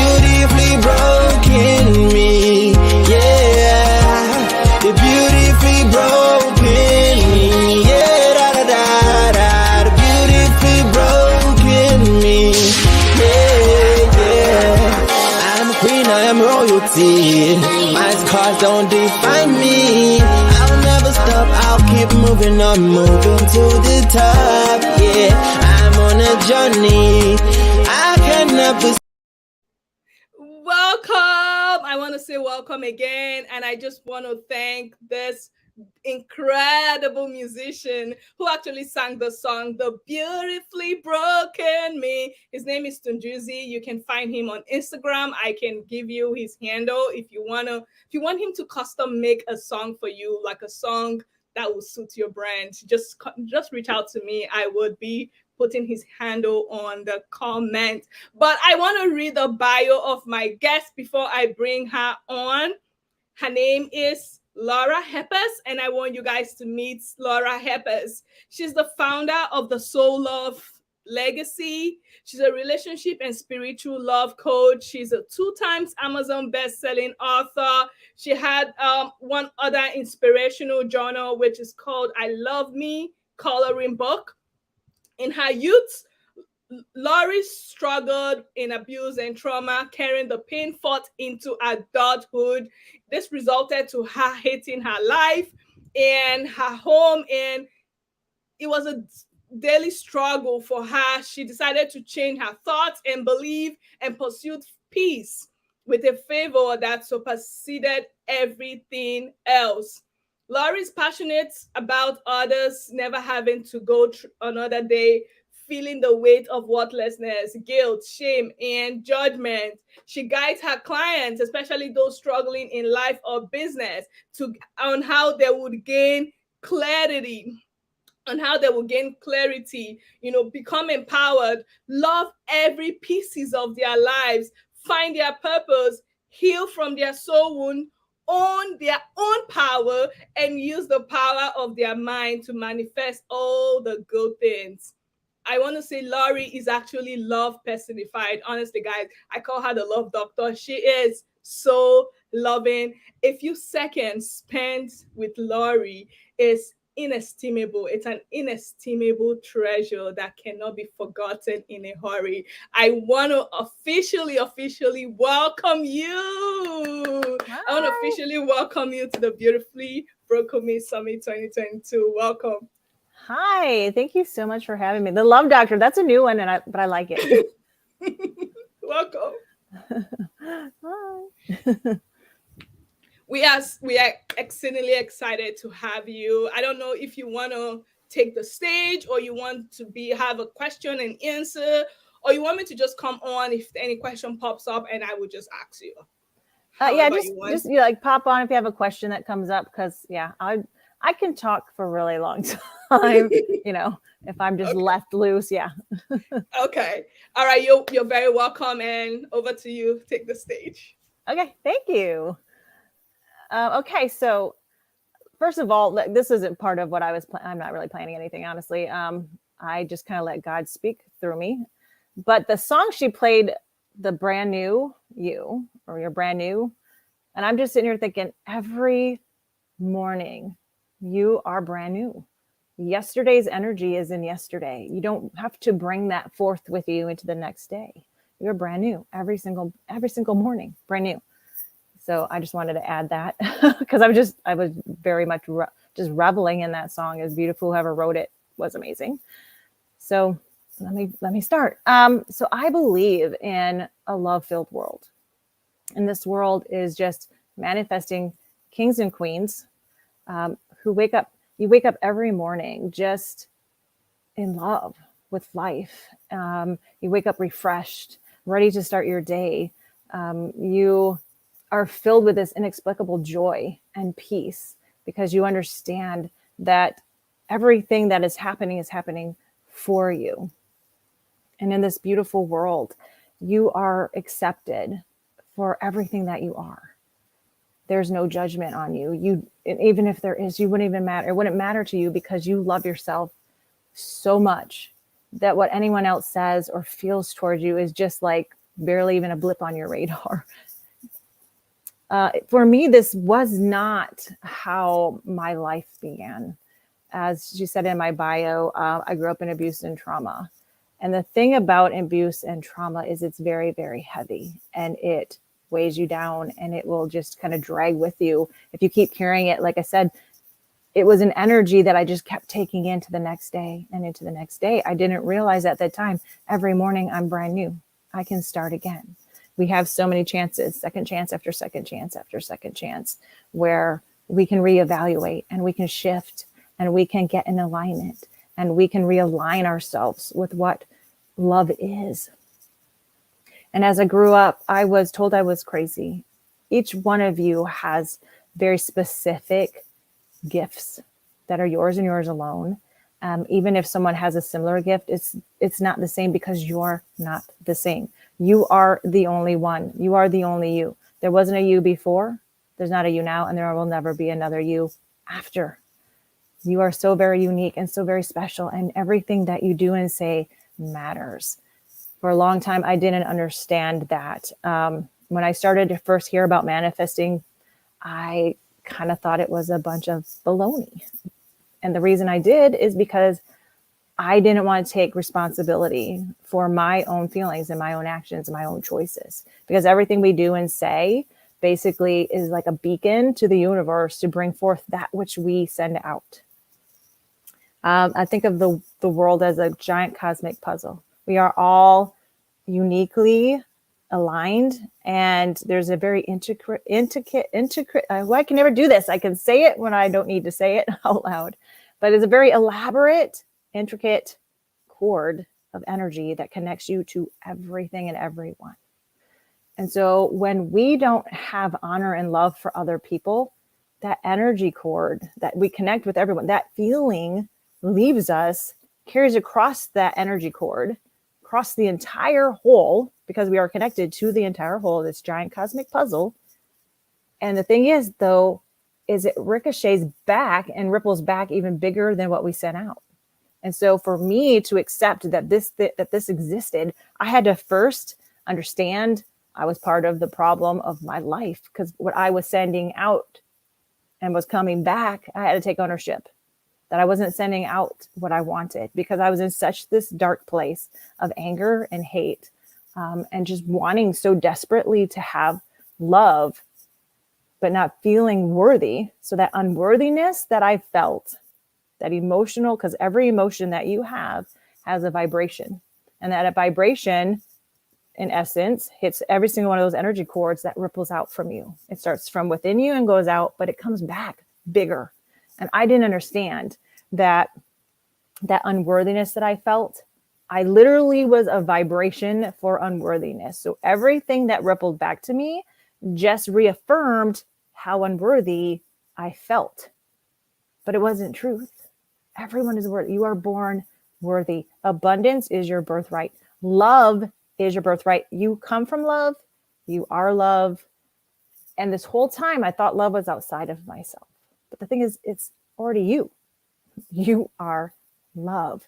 And when I went and searched for it, I was shocked by what I found.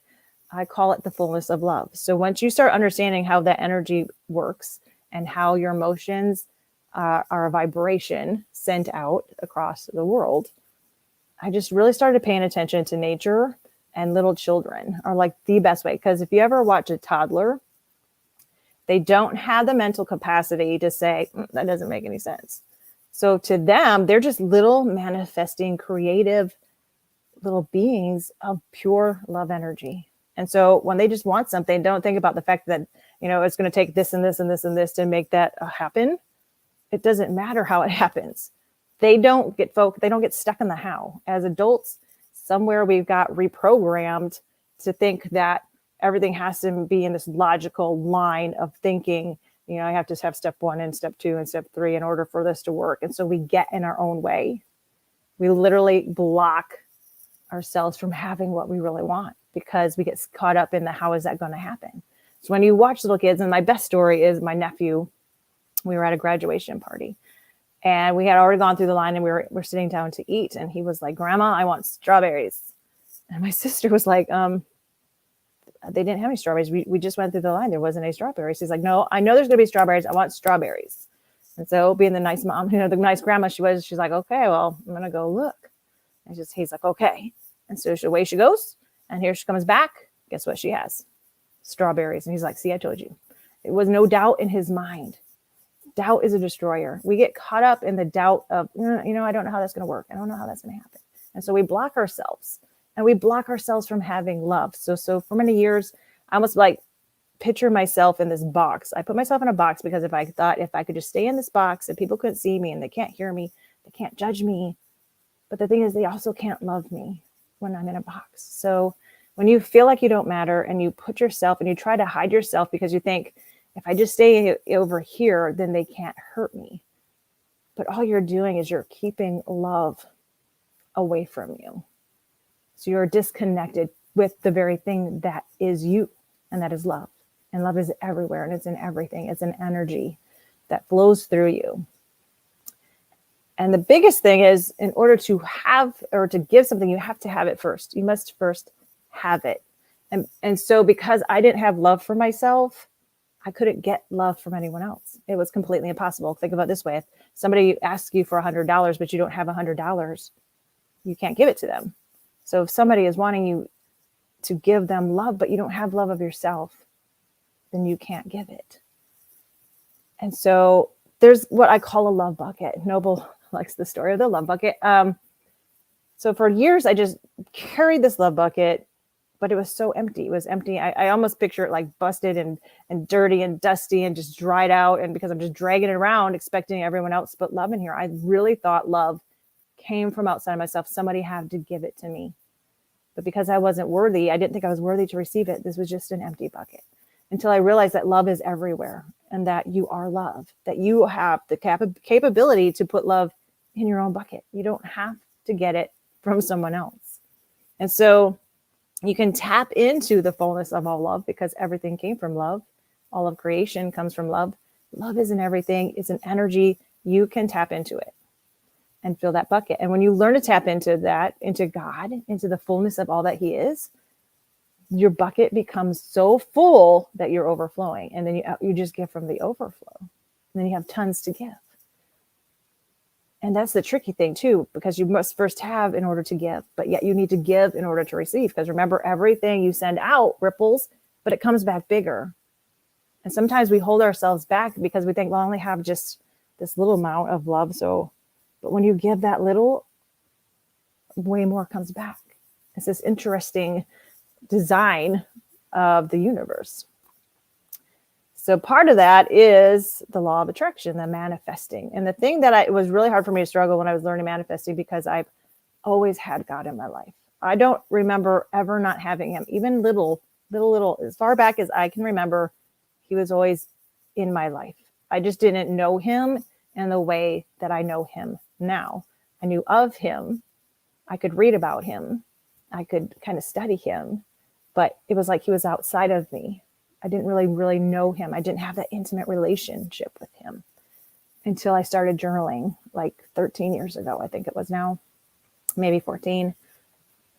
Intuition just inspired me to start connecting through paper and a pen. I literally sat down one night and I took the pen in my hand and I said, God, here's this pen. Tell me what you want me to know.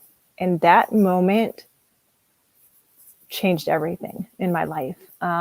Every single night we dug through all of the things that I had been through in my life, the abuse, the trauma, and he slowly healed what I call our soul wounds. Because when somebody hurts you so deeply, or if you go through abuse or you go through trauma, it literally wounds your soul. And your soul is going to reflect outward, so through your feelings and your emotions. So all those feelings I had of unworthiness or being unloved was literally my soul just trying to get my attention to tell me something's amiss. There is more for you than this. Your soul knows why you're here. And it's going to keep telling you, it's going to keep poking you through your emotions, through your feelings. Because have you ever had those moments where you maybe just woke up and you just feel like, I just feel sad today and I don't know why I feel sad. And it's not until you take the time to step back and say, why do I feel sad? You almost have to step back, take the emotion out of it and write it down in a piece of paper and a pen or a chalkboard or, your laptop, Word document, whatever works for you, and sit down and say, why do I feel this way? And start really digging into it, because when you seek, you are always going to find. Even if you don't find it in that exact moment, The moment you open yourself up and ask the question and truly want to know the answer's already making its way to you. Sometimes it's instantly, sometimes it takes a little time. But the best thing to do is not get upset because you didn't hear an answer right now. Just say, okay, the question is out there. Because remember the energy cords, the energy cord of that question just went out. Sometimes it takes a little while to come back. Sometimes it doesn't. Sometimes you get instant answers. And the more that you practice doing this, tying into your intuition, because within you is all knowledge, all wisdom, all the miracles, everything, all the power of the creator is in you, the created. Because remember, you are made in God's image. Therefore, you have all his attributes already in you. You're meant to create. And that's the thing that was hard for me and struggle as a believer, was understanding the law of attraction, what it really truly is. Because you'll have some people who say that it's not true. And some people say that it is. But here's the thing. Like I said, you came from a creator. That means you are a creator.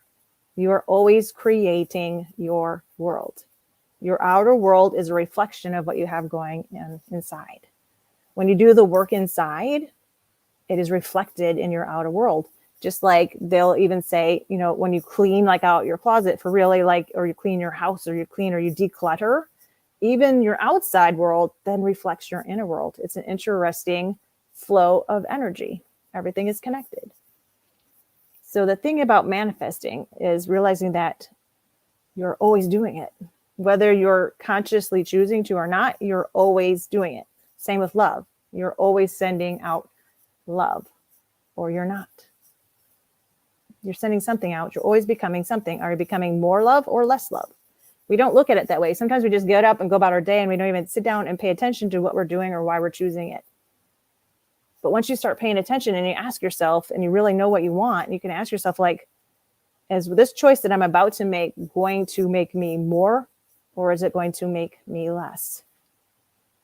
If you don't take the time out to do self-care and fill your love bucket, you don't have anything to give anyone else.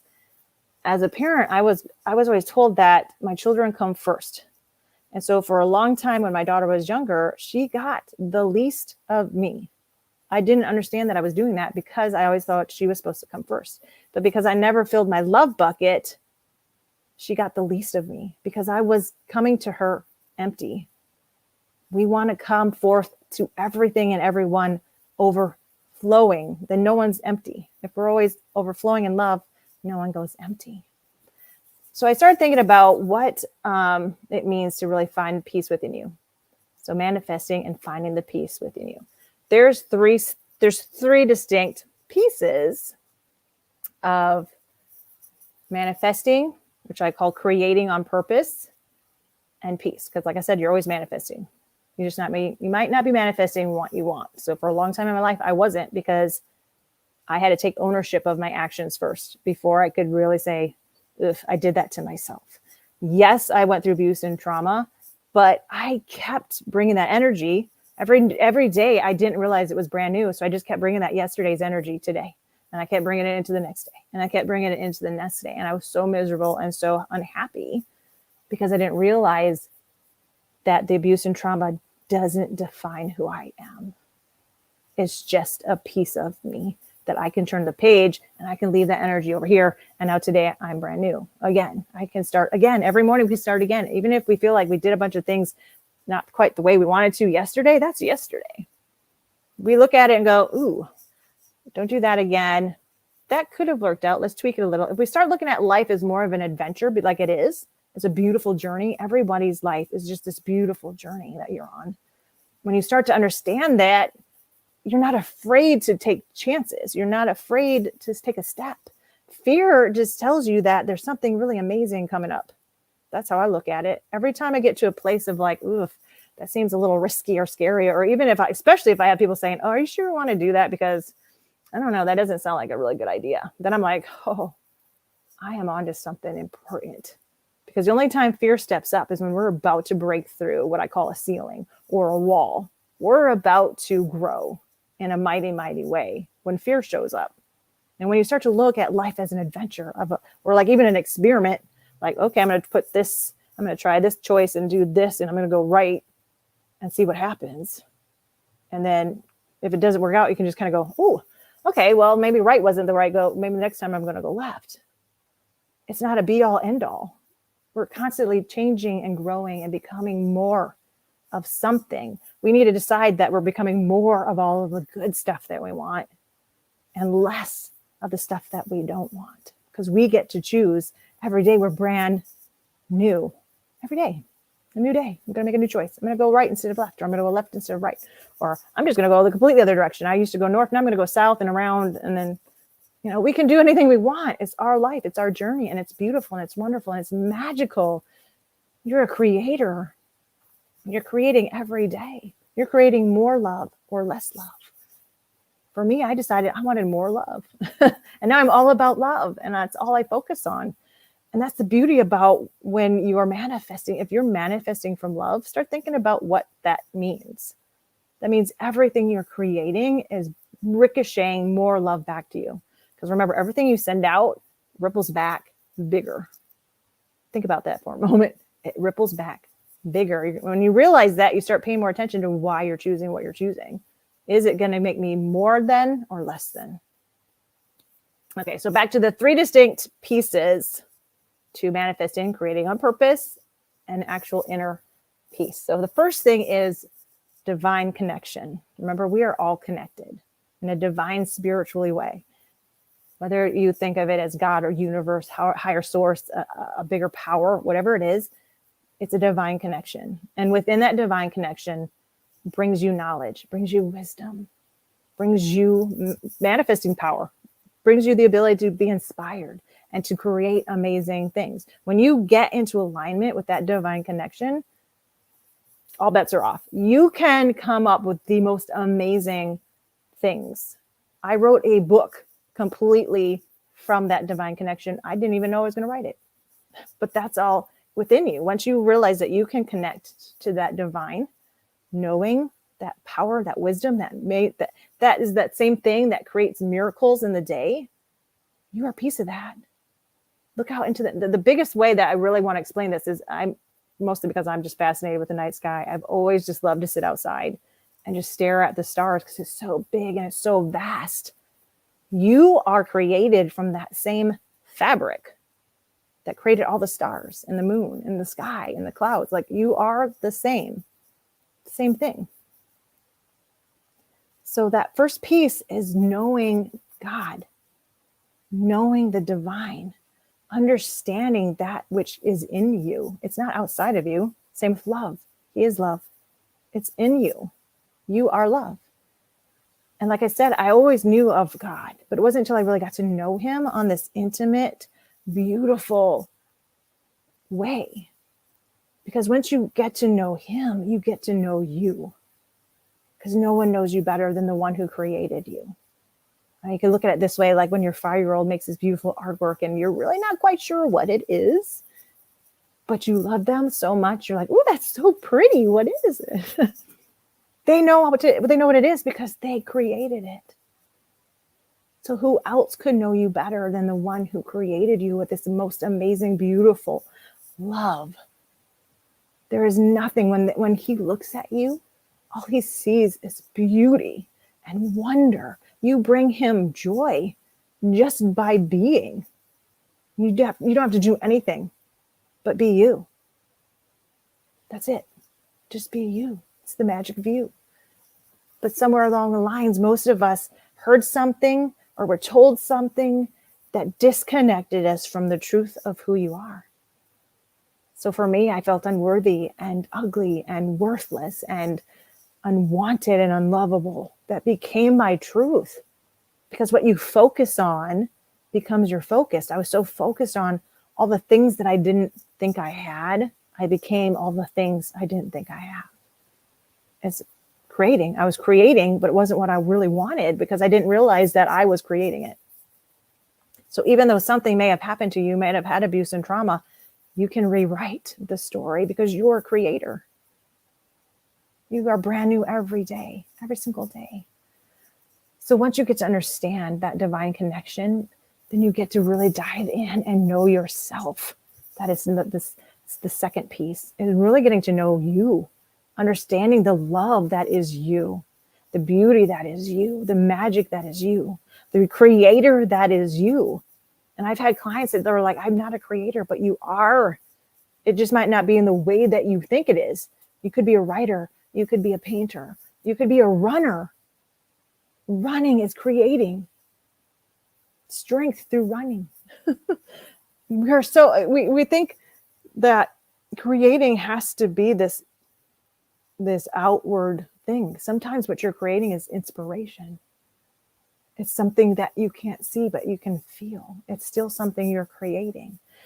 And once you get to know yourself, because you're now connected to the divine, you're connected to intuition, you're connected to the ability to have miracles flowing through you, then you start to understand the way that you are loved. So that second piece is divine love, that connection to all things that has love in it. And so once you start to totally understand and embrace yourself, is when you start to see your gifts and your talents, because each of you came forth with the beautiful, amazing gifts and talents. And like I said before, like even if your gift is similar to someone else's, it's completely manifested in a different way because you are completely different. You are so important. Back to the cosmic puzzle picture. You're a piece of that giant puzzle.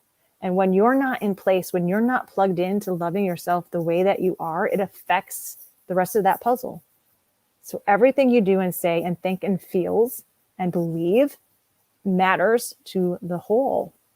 Everything you do, it ripples out, ricochets, come back. You don't know who it all hits. Sometimes we think, well, I'm just going to do this one little thing. I know it's really not probably the right thing to do, but I don't know what else to do. You just rippled it out across everything, and then it's coming back. Once you start paying attention, again, like I said, to what you're sending out, is this really something I want coming back to me? It will really change how you look at things, even how you say things. Because if the way you say things and the way that they're perceived to other people, do I want that coming back bigger? Do I want what I just said, that mean whatever, thing coming back to me? And one thing that works for me, and I'll be honest, I'm very honest with myself. I used to have serious road rage. People would just upset me when they were driving. And then I just started to realize, you know what? There's a divine connection to all of us. I don't know what they're going through. I don't know. Maybe they did it completely on accident and they're just running late and they cut me off and they didn't even mean it. But I'm like, oh, they're so this and that. No, I just got to a point where I instantly was like, oof, I hope they're okay. Say a little prayer for them. Or if I'm already having a rough day, then I just kind of picture like what just happened. I put those feelings in this box and I just like, here you go, God. I'm glad you're in charge of whatever's going on with their day. I'm going to give that to you. And then I'm not carrying all that with me anymore. We don't have to. We get to choose every single moment of every single day. Is that going to be a weight on my life? Or is that going to be like light versus heavy? You can choose all of the time. Is this going to make me feel heavy or light? If that's about to make me go heavy and take a turn I don't want to go, you don't have to. You can say, here, you can have that. I'm not going to take that with me. So that number 2 was divine love, truly understanding, embracing, and loving all of you. And that includes the pieces you don't necessarily like. But guess what? They're still a part of your story. And remember, your story is beautiful. It's filled with love and grace and beauty. And all of those pieces are a piece of your story. And they're beautiful. But it gives you a chance to truly understand you. If you don't understand you, who else is going to? Nobody. You're not. So love is in everything. So then the third piece is divine purpose. Purpose of you comes from your soul. I used to think, and some other people think, that it's something outside. I have to go figure out what it is. I don't know what my purpose is. It's got to be out there somewhere. Well, you're looking in the wrong place. You are your purpose. Everything about you is because of your purpose. So when you learn to get that divine connection and you learn divine love and you learn to love all of you, then you're getting somewhere because your purpose is wrapped up in all that you are. All the beauty and wonder and magic of you is in that purpose. It's not outside of you. It comes from inside of you. You're here because of your purpose, and your purpose is here because you are here. If you weren't here, then that purpose wouldn't even exist because it's literally wrapped up in the essence of who you are. That's how important you are. Everyone in that cosmic puzzle needs you to be shining your beautiful, wonderful, amazing, loving light. And another thing that I've learned about the puzzle pieces. So when, like I said, I used to be in this box. So my puzzle piece literally was shrinking, it like shrank. And I saw myself so small. And because my piece was so small, I wasn't affecting the whole like I should have been. I wasn't even touching the other puzzle pieces, because what happens when you get depressed or sad or anxious or that guilt and shame, like I said, it's very heavy. It weighs in on you and you shrink it. So you're literally not even filling up your place. Your place kind of becomes disconnected from everything else. And so think about that. When you get disconnected, like the radio station, if you're not quite in it, you get like static and weird things going on. And in essence, that's kind of what you do when you're not plugged in to divine connection, divine love, and divine purpose. It makes you feel not quite right inside. So here's the 3 questions that kind of go with this. So how do I get divine connection? The biggest way to do that is trusting intuition. And my favorite, and everyone who ever has worked with me, the first thing I'm going to say is journal. It's not about being an author. It's not about, I'm not a writer. I've heard this so many times. I'm not a writer. I can't do it. It's not about that. It's about getting things out of you, either to cleanse. There's so many ways you can journal. You can cleanse. You can do what I call a dump out. You just want to get all of this stuff out that's heavy, that makes you feel guilty, that makes you feel shameful, that you wish you could have done different, or that bothers you. And throughout life, here's a little thing that sometimes we get triggered by other people. Like the road rage used to be something, and I thought it was because of someone else, but every time that something happened, that trigger had nothing to do with anyone else. That was something in me that I had to look at. So anytime you see someone or something happens and you just kind of go, and you have these feelings, that trigger, that's you. It has nothing to do with what's going on outside of you. It's something inside of you. That trigger is telling you there's something you need to look at. There's something you're looking to grow from, because we have 2 ways of looking at the world. Either everything is happening to you or everything is happening for you. So back when I was in that, in that hate-filled world, all those little triggers, now, oh my gosh, of course, this is what always happens to me. But then as I learned to love myself and understand that everything is connected, now when things happen, I'm like, what is that trying to tell me? What am I learning from this? Because remember, life's a big, amazing, beautiful adventure.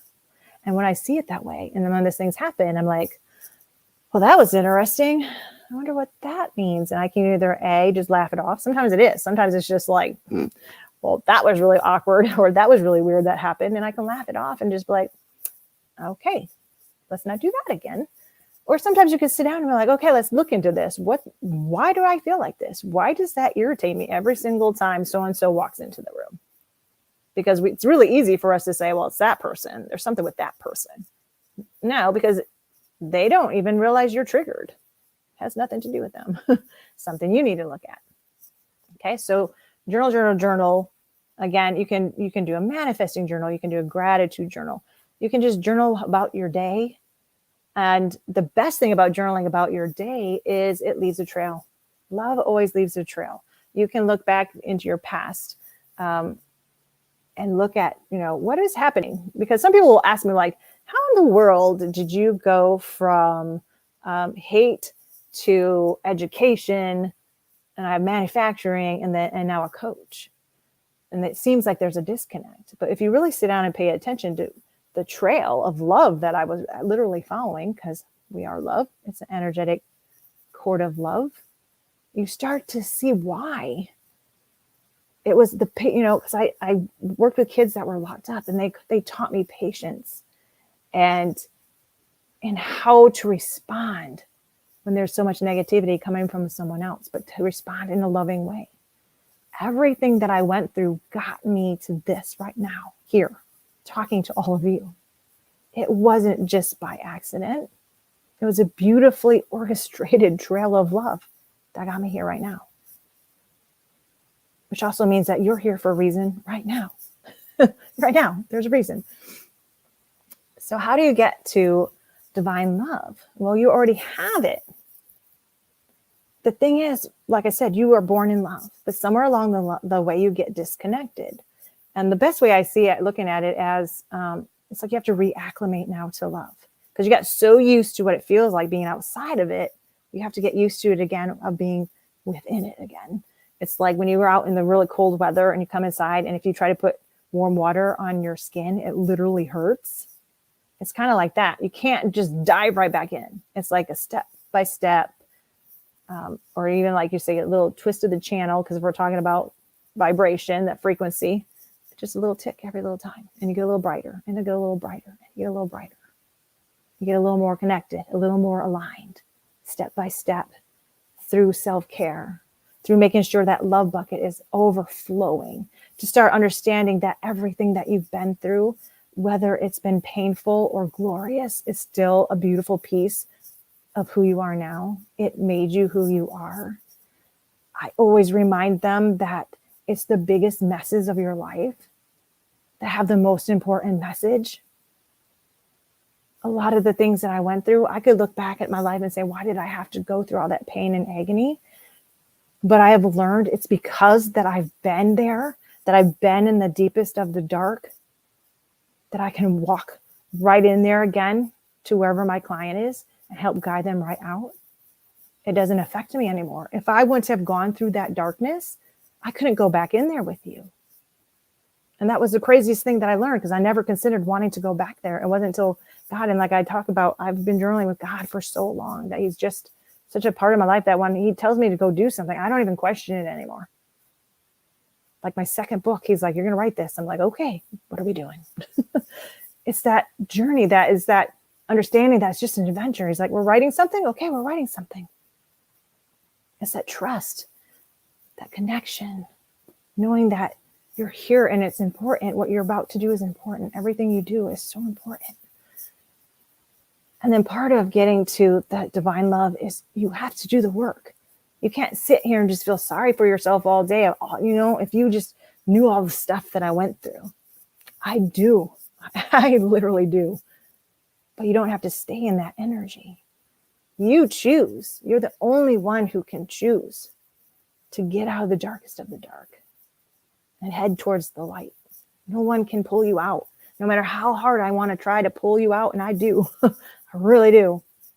I can't. I can guide you, but you have to be the one to take the step. You have to be the one to do the work, to embrace all of that you are, and to really pull into that love that you are and shine that you are light. So you have your divine connection and divine love and divine purpose. And divine purpose, you can't get to divine purpose unless you first have the divine connection and you have that divine love. Because it's within that understanding of love of who you are and how amazing you are that you start to understand purpose. And purpose is so much bigger than you think that it is. It's like itty bitty tiny. It's almost like purpose is its own puzzle. It's like a puzzle within a puzzle. And there's so many tiny pieces of your purpose. It will blow your mind. And this is just something that within like the last year that I really started to understand. And if it wasn't for divine connection and divine love, I wouldn't even have known about this, how huge divine purpose is. And I'll explain that a little bit of how this happened. So every day I try to sit down and just talk with God. The best part about when you really understand that divine connection and divine love is you start to become seamless. So when you have those little blips where you hear this, like, don't go right, go left. And you can talk yourself out. There's just so many times throughout life, I'm like, why? I always go right. And so I go right. And then, there's a huge accident and now I'm late for work because I didn't listen to that intuition speaking. But the more that you listen, you start to become seamless. So that when those little words of wisdom pop up, you don't even question them anymore. You just do it. You're like, okay, this is what we're doing. You don't question it. It's usually when you stop and question it, again, that logic coming in going, that doesn't seem right because I don't see how that gets me from A to B. Well, here's the thing. Intuition, like I said, inside of you is all knowledge and wisdom. And sometimes you don't have to go from A to B to C to D. Intuition can come along and go, we're going from A all the way to W. But if you're not paying attention, you just missed it. And now you're going to have to go through B and C, and it takes longer. You're still going to get there. It's just taking a longer route. So one day I was just journaling, and God's like, you're going to write this new program. We're creating a new program called Becoming the One God Called. And it's going to be 12 weeks long. The first part is on divine. You're going to start seeing a little similarities. The first chunk is basically on divine connection, learning to journal and plug into intuition, into divine. The second piece is love, divine love. Learning how to love the way that I love you, and understanding how to love yourself the way that I love you. And what does that mean? What does it mean to love the way that I love? And then the third piece was divine purpose. And I was okay with the first two. Okay. I was like, okay, I got it. But then when he said divine purpose, I'm like, well, wait a minute. What are we talking about here? I don't know what everybody's supposed to be doing with our life. I'm really confused. But because I trust that connection and that love so seamlessly, I'm like, okay, that's what we're doing. And I created it with him because we're creators. And what came out of that, my mind was blown. What came through me. So that's the thing about getting to divine connection and divine love, to get to divine purpose, because what will come through you is going to blow your mind. It's beautiful and amazing. That's your journey all of the time. But there's so many pieces of your purpose. And I'll share one of them right now, because this one I had heard so many times growing up, so many times. And I thought that I understood. So you have probably heard it too. Love your neighbor as yourself. Love your neighbor. I heard it all of the time. I went to Catholic school from kindergarten, or from 1st to 8th grade. Heard it like daily. Love your neighbor, love your neighbor, love your neighbor, love your neighbor. Okay, cool. But I didn't really understand, because I didn't have divine connection. I didn't have divine love. To really understand what it means is that you first must love yourself, because you cannot give what you do not have. They always were focusing on the love your neighbor. But the last little piece says, as yourself.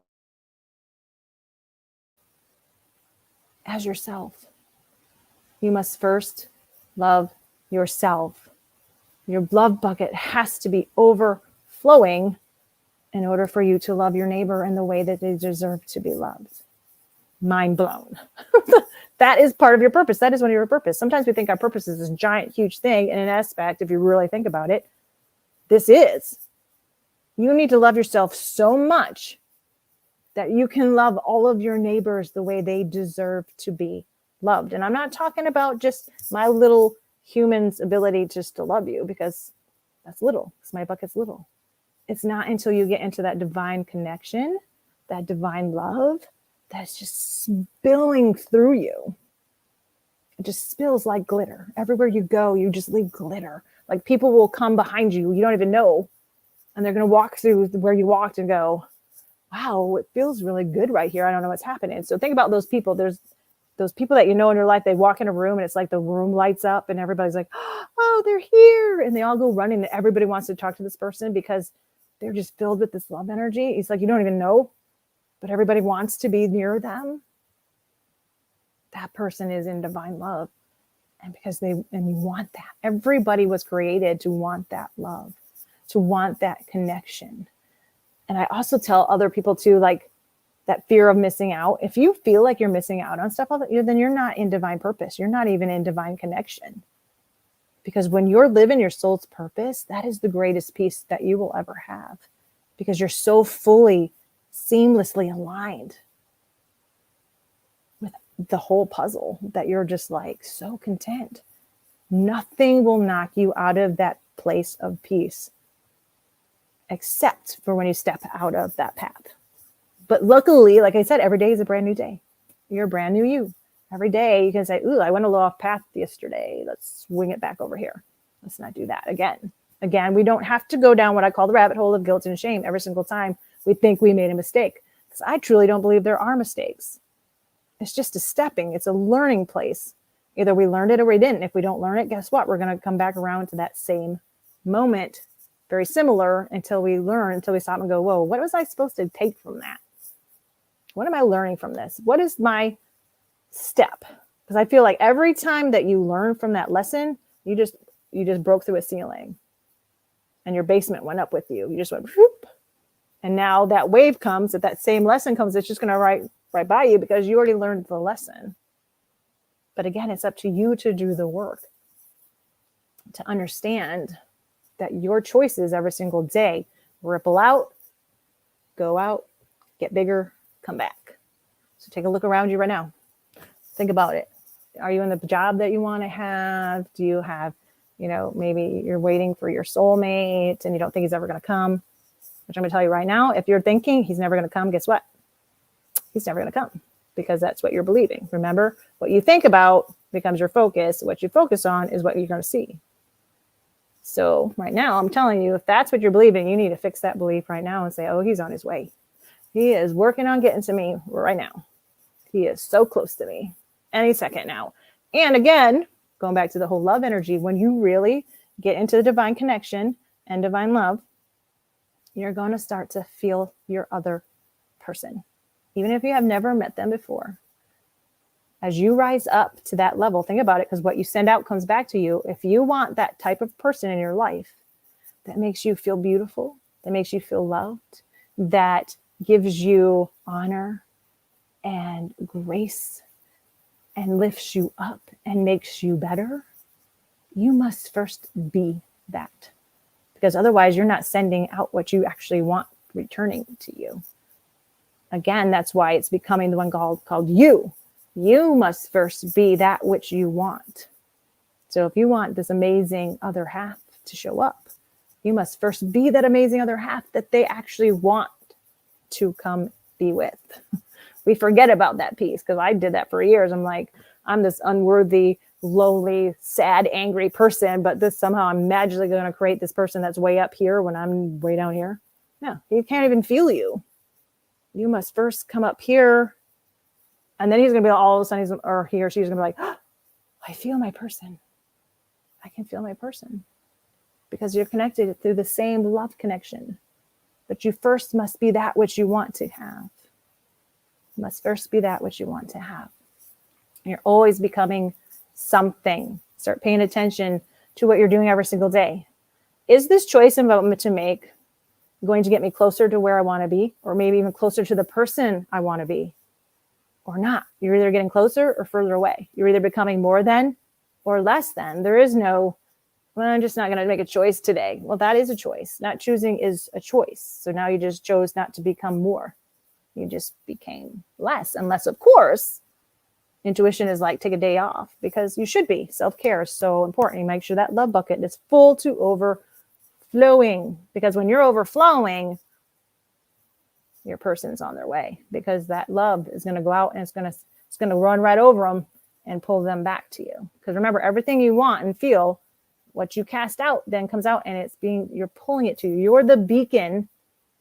So seriously, if you're not happy with where you're at right now, it's not the job you want, and you're in a relationship that they're not honoring you in any sort of way, then you need to start thinking about, is that how I want my life? Because if it's not, start making choices to bring that what you want. You have to first become what you want in order to get it. What choice am I making? Is it getting me closer or further away? What am I doing? What do I want to be? Who am I? Just like, think about, you can also look at it this way. If I don't have a plan of what I want to be, so if I'm going on vacation, say I want to go to Florida, which would be awesome, and go be on the beach. But if I don't take the time out and say, okay, well, I need some money for gas and food, and we need a place to stay, and like, are we going to fly? Are we going to drive? If I don't make these plans, then Florida's just this pipe dream that I'm never going to get there, because I never had any plans to get there. So what do you want? What do you want? You can't get it if you don't want it. You're creating every single day. But if you don't know what you want, then you're confusing the heck out of God and the universe. They're just giving you what you want. And sometimes it's so easy. I know, and I was one of these people. I was so quick to blame God for every little thing that went wrong. I'm like, why did you do that to me? And he's up there going, you just made that choice. Why are you looking at me? Again, like, it took me a while to realize, ooh, I did that. Oops, sorry. I'm going to make a different choice now. So yeah, if you guys have any questions, feel free, jump in here, or I'll just keep rambling, because I can talk about love and energy and soulmates and becoming the one you were called to become forever, if you want. Nobles, are any questions you got? Wow, wow, wow, wow. This has been so incredible. Like, I have been taking a lot of notes. And one of the things you said that just kind of like, shattered the table was actually when you said you must first be that you want to attract. Okay. We have to first be that. And it's just in the part of being that could be a little more challenging. I just want you to throw more light on that because everybody wants something good. We want to attract good things, but if we are not, if we're not in that line, then there's no way we can attract it. I just want you to throw more light on that. Okay. But that's incredible. I've just been enjoying this conversation. This is so mind-blowing. Okay, so I think the best way to come around to that is think of honor. So love and honor go hand in hand. If what you're about to think is dishonoring, even to yourself or another person, because remember, everything is connected. So if you maybe started working on yourself, and so you have honoring thoughts, or you worked through your own dishonoring thoughts of self, like for me, for example, I would think I'm unworthy, or I'm unlovable, or nobody could love me, everything I do is wrong, I'm never going to amount to anything. Those are all dishonoring thoughts and totally lies. It's when you start actually paying attention to your own thinking, and at first it might be really, like for me, because I literally went a really long time in a really dark place. So when I started to dig into, am I really unworthy? Am I really stupid? Am I really ugly? Am I really, when you start asking yourself, is this true? And you're like, well, no. Yeah, like I think I literally had, this was actually a conversation in my head one day, was because I always was hearing like, no one can love you. And so I'm like, wait a minute. Let's think about this a minute. Well, my mom loves me, and my sister loves me, and my daughter loves me. And then all of a sudden I'm like, that's not even true.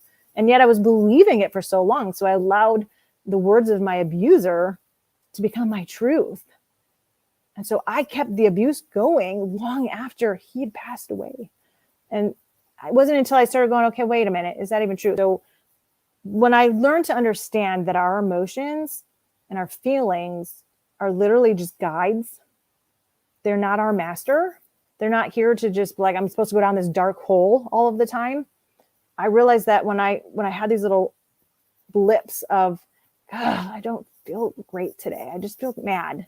When I actually took the time and I'm like, okay, why am I mad? It's almost like you pull out your little inner child and you're having this discussion and going, well, honey, why are you upset? Well, because I really wanted, this is going to just be something random. I just really wanted that dress. And when I went to go buy it, there wasn't, that they were gone. And so it just made me mad. And I'm like, well, what was so important about that dress? Well, it was purple and it was my favorite color. I'm like, well, is it more than just the purple? No, it really fit me nice and it made me feel really good. Okay, now we're getting somewhere. Well, what about it made you feel really good? So it's just a matter about getting in there and asking yourself the question, like, why do I really feel this way? What is this emotion? What is this feeling trying to tell me? Because your soul, when you are out of alignment with your soul's purpose, it is constantly going to throw things at you to get your attention. So it could make you feel angry. It could make you feel sad. It could make you feel unworthy. There's just these feelings that you have that are not meant to master you. You're meant to master them. Look at it and say, what are you trying to tell me? Once you ask the question, you're always going to get your answer. It may not be right away. If you're anything like me, I'm very stubborn. And so sometimes my answers are a little stubborn about coming forth. But now that I know that about myself, I can still remain in peace because I already put out the question. Because remember that energy cord, the energy just went out. So God, universe is going to make sure that answer comes back to me in a way that I understand it, in a way I can embrace it and grow from it. Because remember, everything is happening for you. It's not happening to you. So once you answer the question, the answer's on its way to you. And again, so back to the honor. So once you understand that this dishonoring thought that I just had, that I'm stupid or I'm unworthy or I don't deserve it or the junk always happens to me all of the time, and start understanding, I'm like, wait a minute, did that lift me up? Does that thought serve me in any way other than to hurt me? then I don't need to have that thought.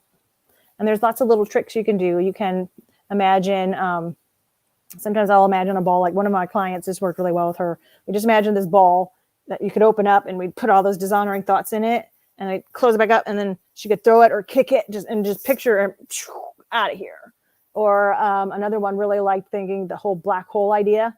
They just threw it in that black hole to never be seen from again. It's just finding those things that work for you, that make you, and the better ones are the ones that actually kind of make you laugh and make you kind of go, I just threw that into a black hole and it's never coming back again. Things that help pull up that love frequency within you. And again, we have to remember that there is zero honor and dishonor. So those triggers that we have, where like that person comes in the room and for some reason that person just every single time there's just something in me that doesn't like it when they come in here. It's not them. You have to take a time out and ask the question, okay, what is it? Because you will find that the reflection of others about things that we don't like within ourselves will trigger us every single time. And it's our job to go, okay, why did what they just say bother me so much? And take the time out, get your journal, get your paper. Okay, what are you trying to tell me? Self, love, what is this that I'm meant to learn right now?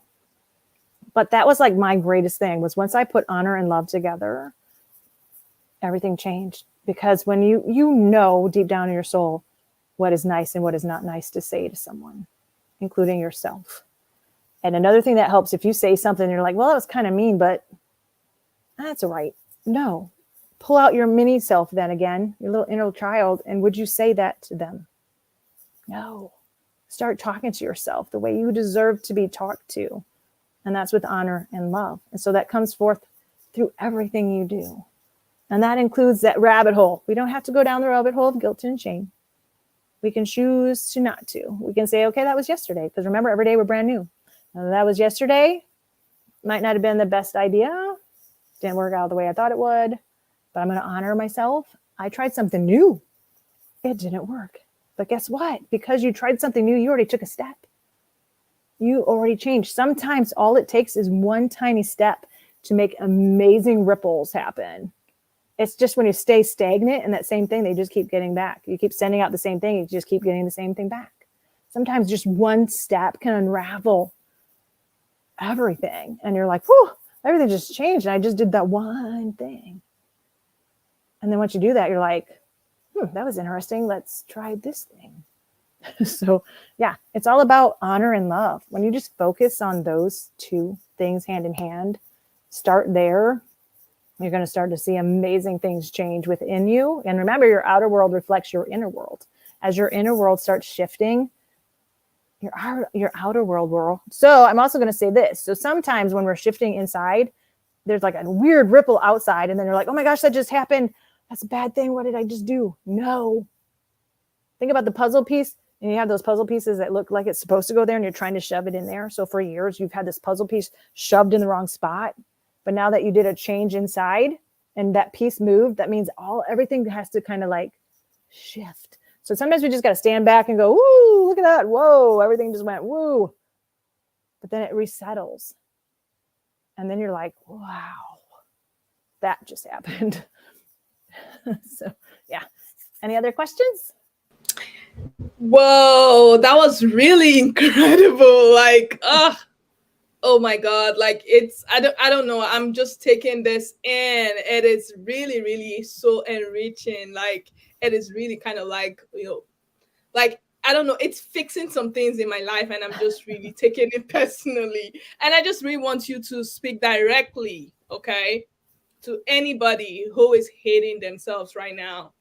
Anybody who's listening, who has been through a series of challenges lately and just feeling like I hate myself, I hate life, I hate God, I hate everything, I don't like anything anymore, and all of those kind of things. Because I had a friend that I was really talking to, and she's really kind of like going through a lot. I don't know if she's listening or she's here, but someone could be here just kind of like feeling that way, hating themselves, bitter, angry, and every other thing. Nothing is just going well. Everything is crumbling. And how would you really kind of like cancel that person? And they're just asking, why is peace far-fetched? Why can't I love myself? And just really, touch on that as we begin to wrap up.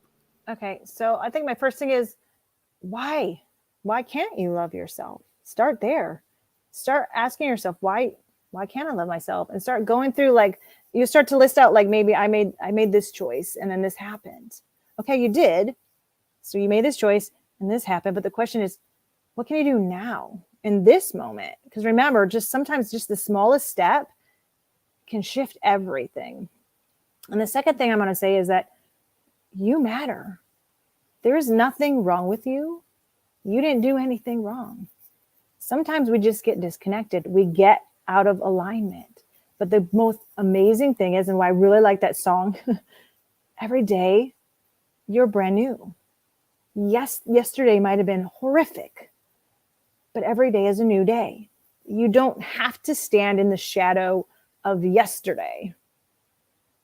You don't have to stand in the shadow of yesterday. The light and the sun is shining right now on you. You matter. Your puzzle piece matters. You are so important to the whole. When you suffer, the whole suffers. When you shine bright, the whole shines brighter. Everything you do reflects outward. The things about you are magical. You have so many gifts and talents within you. They're just waiting. They're sitting there untapped, just waiting for you to look inward at the beauty and wonder and magic of you.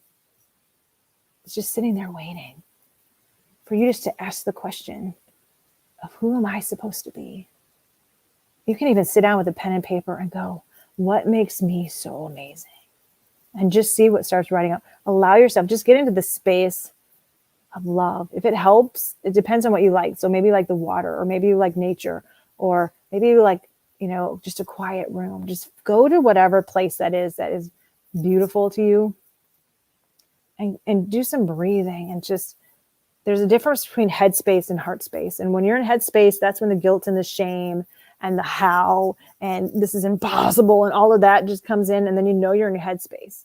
But when you can even almost just picture, sometimes I like just close my eyes and just imagine like this energetic hand, and it reaches up and it pulls me out of my head and it pulls me down to this space of love, where I can really feel what's going on inside of me. And sometimes that's the thing that's the scariest, because there's so much, because our soul is crying out so deeply that it seems so overwhelming. Like our emotions are just so overwhelming that then we feel like we're just being taken over by this wave of emotions. But in reality, when we start understanding that that's just a message, it's not us, it's not you. It's a message. It's this message from your soul that's trying to tell you, hey, you're beautiful. There's nothing wrong with you. You are perfect just as you are right now. I just want you to focus on the fact that you have all this magic to give.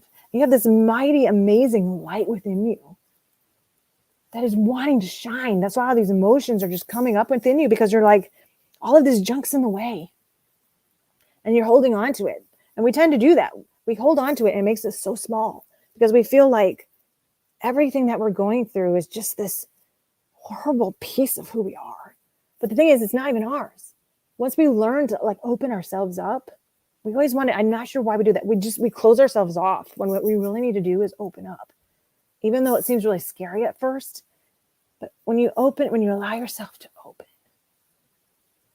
and look at the magic of everything that is you and the love that is in all things, and learn to just take one emotion at a time, because there's nothing that says you have to take it all at one time.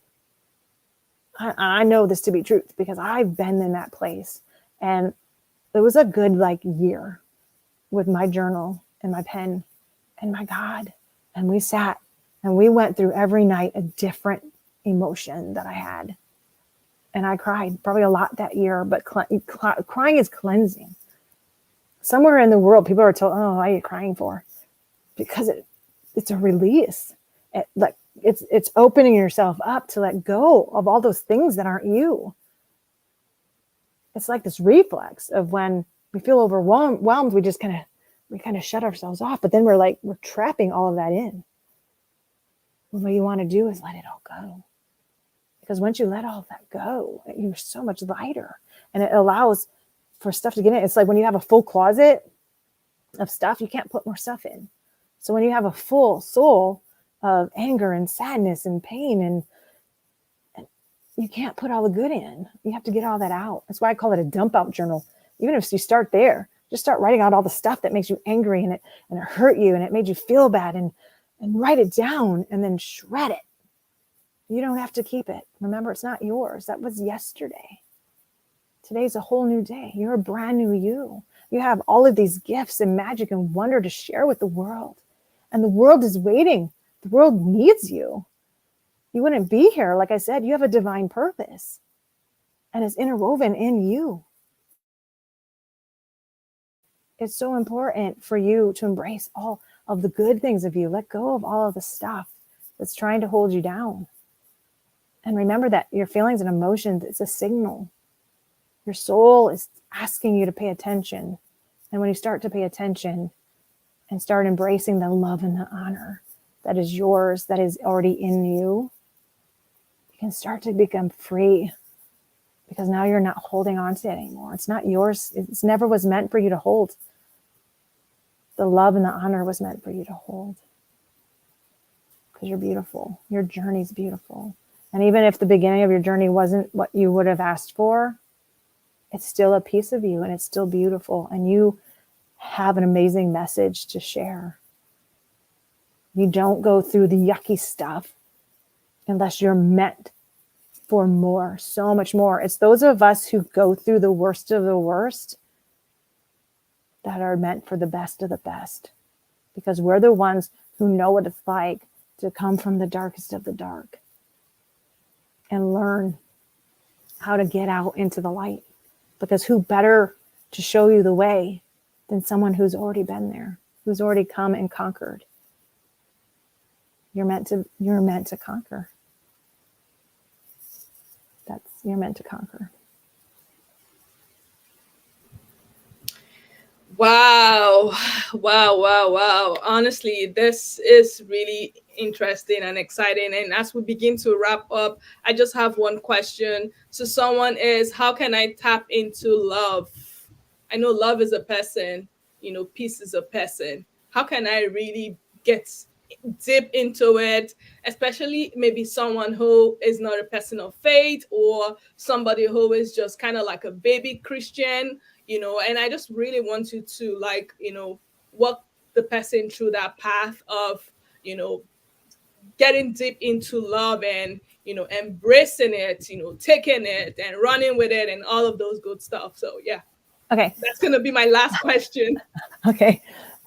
So for me, it's like twofold. There's two different things that immediately came into mind. So the first one is intuition. So within you, again, like I told you, you have the answers already in you. You are the answer you're looking for. Everything that you're seeking is you. We just don't realize that it's us that we're looking for. So that fear of missing out means you're not connected with your inner self. So intuition, start small. Start with asking yourself little questions. Like when you get up in the morning, should I wear red or blue? And wait for intuition to tell you. And then you follow through. When we disconnect from intuition, is because when it gave us a choice to make, we didn't take that choice. And so we kind of disconnect. So you start little things. Should I have an apple or a banana? And if it says banana, eat the banana. If it says apple, eat the apple. You want to start slowly reconnecting to intuition. So as you're learning to connect again inside of you, because remember, you are love, you come from love. The best way that worked for me was thinking of a time that just brought me so much joy, a happy, happy memory. And you'll know it's the right memory because when you think of it, you can't help but smile. So for me, mine was when my daughter was about 2 years old, and we lived in this really little apartment, and it had this little hallway, and she had this little rubber ball. And for some reason, she just thought it was the most amazing thing, where I would kind of lightly tap it with my foot and it would kind of bounce down the hall, and she would just laugh and giggle and scream a little and then run into her room laughing. And then she would come up and she would try to kick it back out, but she was 2, so she wasn't quite coordinated. And then I would really have to go get it, and then I would re-kick it. But you'll know it's the right memory because you will smile. It's going to, you're going to feel so much emotion that you cannot help but smile. Now, once you have that memory, you just keep going back to that memory. And at first, when you, like I said, you have to reacclimate to love energy, but you can because you are love. It'll come more and more familiar to you little by little. I actually set an alarm to go off every single hour because when I was searching for love, I wanted it more than anything else my entire life.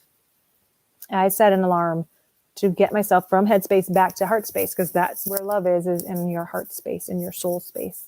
So I set an alarm, and when the alarm would go off, I'd ask myself, ooh, am I in my head or my heart?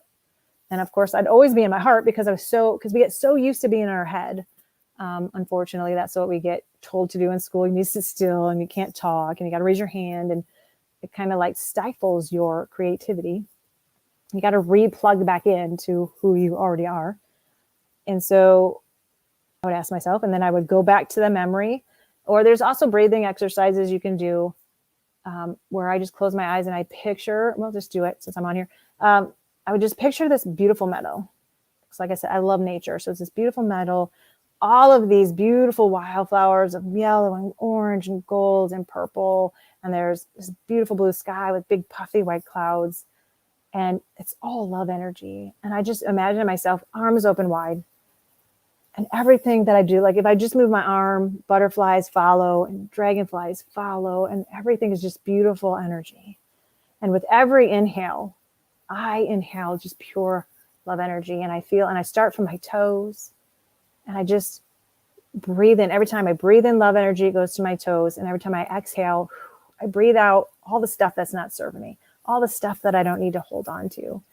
And I keep doing that as I fill myself up, and I start from my toes. And just remember that you come from love. So every time you inhale that love energy, every cell, literally every atom and cell in your body vibrates because it's coming home, that love energy. And so the cells bump into each other. So you'll almost even start tingling. Sometimes my fingers will tingle, my toes will tingle.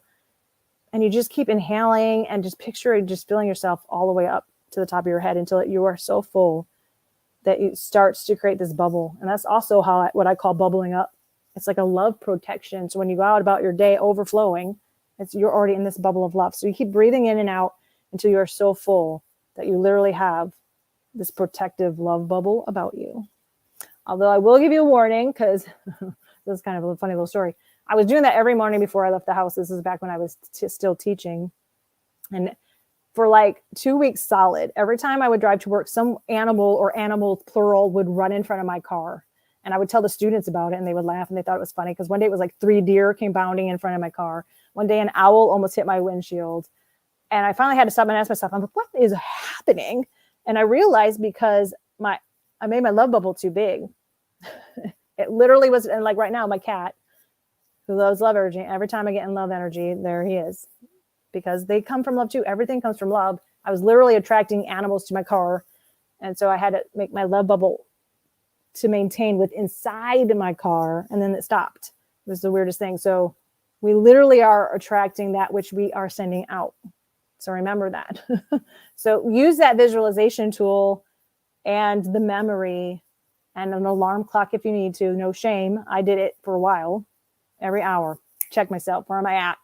Because once you get reacclimated to that love energy. And I remember telling one of my mentors, because I've been through different coaching certifications, I remember telling her, I'm like, how did I ever get out? Because once you're back in, you never want to leave. And you will feel it instantly when you start, if you even get a toe outside of love energy, you're like, oh, no. And you come right back. You will get so like you flip it all around. Because right now you might be completely headspace, acclimated to the non-loving energy. But once you flip it around, and you will, if you keep practicing, like I said, if you do the work every day, like every morning I did that visualization, and every day I had my alarm go off every hour. I took the time and I did the work to change my inside to love. And if I can do it, you most certainly can too, because we're all connected. So right now, you might even be feeling love coming from me right now. I have people that follow me around because they're like, I don't know what it is about you, but I like being around you. I even had someone give me a compliment the other day that they're like, you're so pleasant to be around. And I was like, oh, that's so nice. I'm like, because I just want to have joy. I live too much of my life in dark that I don't want to. So yeah. Oh my God. Oh my wow. You guys see why I call her the love doctor. Like, honestly, you want to take that up. That's your new name, the love doctor. Like, honestly, she is love personified. Like, just listening to you, I can feel the love. Can you feel the love listening? I can feel the love. Like, I'm beginning to, okay, now I'm treating myself a little badly. I have to start loving on myself a little more. And if I keep loving on myself, I will be able to love other people much better. I want to thank you so much, thank you so much for such an, oh my God, for such a phenomenal session. I want to say thank you. And I know too many people will want to connect with you, too many people will want to, you're going to be getting a lot of people, because this session was such, oh my wow, like I really gained so much from this. So please tell us what you're doing. Tell us about your book. If you have the link, you can share it. Just, tell us about your coaching services, anything like that, so that, people can connect with you. Okay, yeah. So everything that I have is Soul Love Legacy. So I have soullegacy.com. You can find me on Facebook as Laurie Herber, Soul Love Legacy. Instagram is Soul Love Legacy. TikTok is Abundance with Laurie. I'm not sure why that ended up different. Right now, I've been talking about the Becoming the One God Called is actually a new course. It's like a triple course that I put together. I've already had beta tested and it was amazing. And I actually, please reach out to me if you're interested, because I have a 7-day free trial that comes with a free coaching session that is available if you're interested. Otherwise, I have the program itself. So you can either go through the course yourself, which is a lot. It's like 84 lessons, so like a daily lesson for 12 weeks straight plus bonus lessons. Or there's a program where you actually go through it with me. Will be coming up again pretty soon, because I just ended the last session or the last program that we went through it. And it is all about what I was talking about today, oddly enough, but the divine connection. So learning how to journal with intuition, getting plugged into yourself. The second whole part is about learning to love yourself and the way that you were designed to be loved. And of course, the third part was all about purpose. And like I said, there's like many pieces of within a big purpose. So yeah. Oh, and I've got a new podcast too called Truth Bombs and Heart Nudges, which is on Anchor, Spotify, and Apple so far. So you can also listen to that. And then your books. Oh yeah. I have I have too much going on. So my first book was Second Chances, Turning Love into Hate and Finding My Purpose. So it's basically my story of how I came through the abuse and trauma and turned it into love, totally to inspire others. The second one, it was totally God breathed. He is like, you're writing this book. It's called Becoming Abundance, Embracing and Enhancing Your Unique Design, because you are beautiful and wonderful and you're very, very unique. And then the I Love Me journal and coloring book. I'm not even sure where that came from. It took a while to make, but it's a lot of fun. Actually, it looks like this. And you can find all of these on Amazon. And this one, actually, you can journal or color. And it has journaling prompts or even here's a good one. I forgive myself. We tend to forget. We'll forgive others, but what about ourselves? It's so important.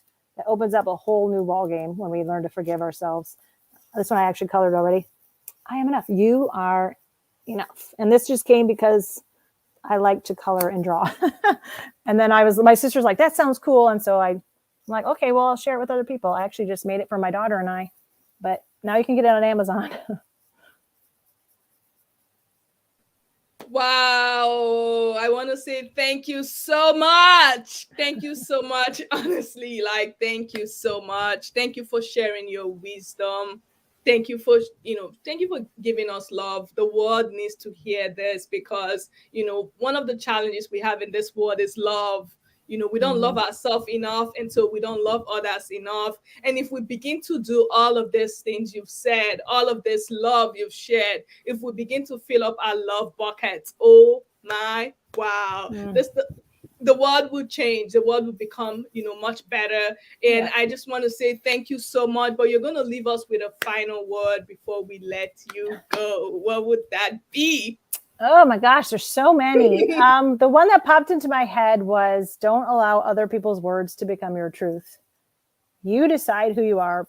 People's perception is not your perception. So even though they may think something, holds no bearing whatsoever on you. And the more you learn to love yourself and who you are, when they say something, you take it with a grain of salt and you're like, okay, that's their perception, but I know who I am and I'm amazing and beautiful and wonderful and loving. And just sometimes their perceptions, because remember, just as much as someone may trigger you, you might trigger someone else. But remember, that's their trigger.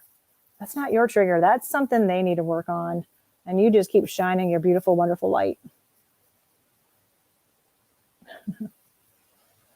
Thank you, thank you, thank you, thank you so much, Laurie. Thank you so much. We were incredibly blessed. It was such a phenomenal session. We want to say thank you for coming on. Thank you Thank you. so much. Thanks so much for having me. It was great.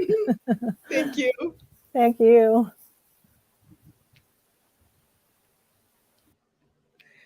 Whoa, how are you feeling? How are you feeling right now listening? Oh my, wow, that was incredible. That was mind blowing.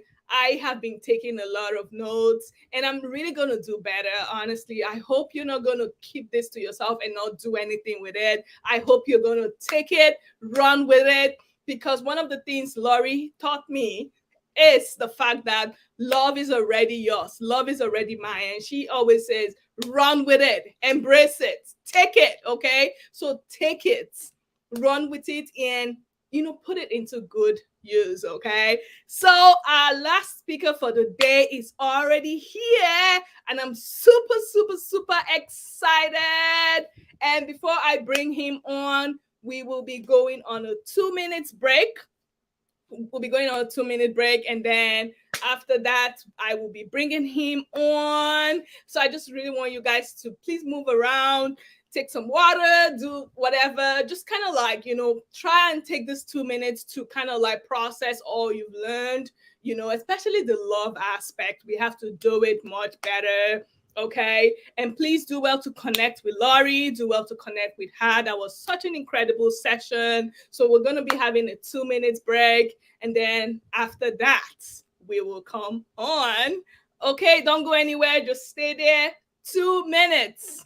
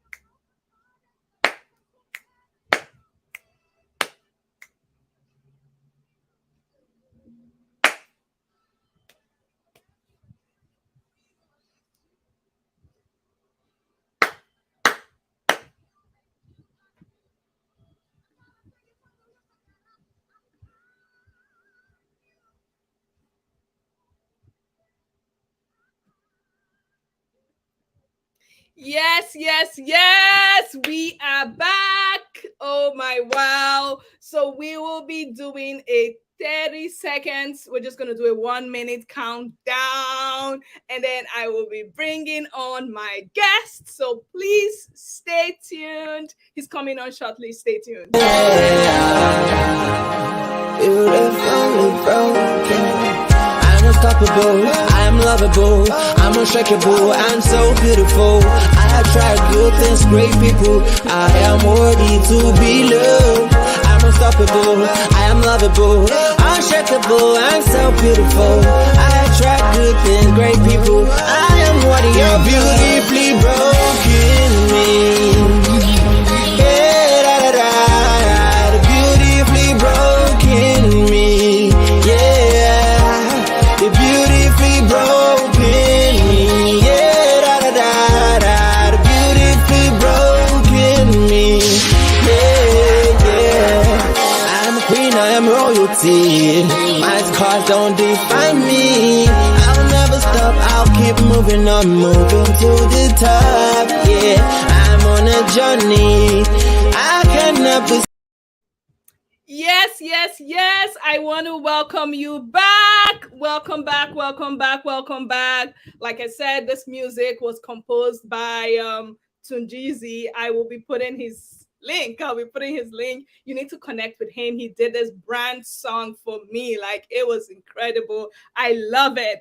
Okay. I just want to introduce our next speaker, and this is gonna really be mind blowing. So our next speaker is actually Tom Pilotti. He's a sales and marketing phenomenal. He has been coaching top CEOs and sales team on how to double their monthly sales for well over 23 years. He teaches from his great wealth of wisdom.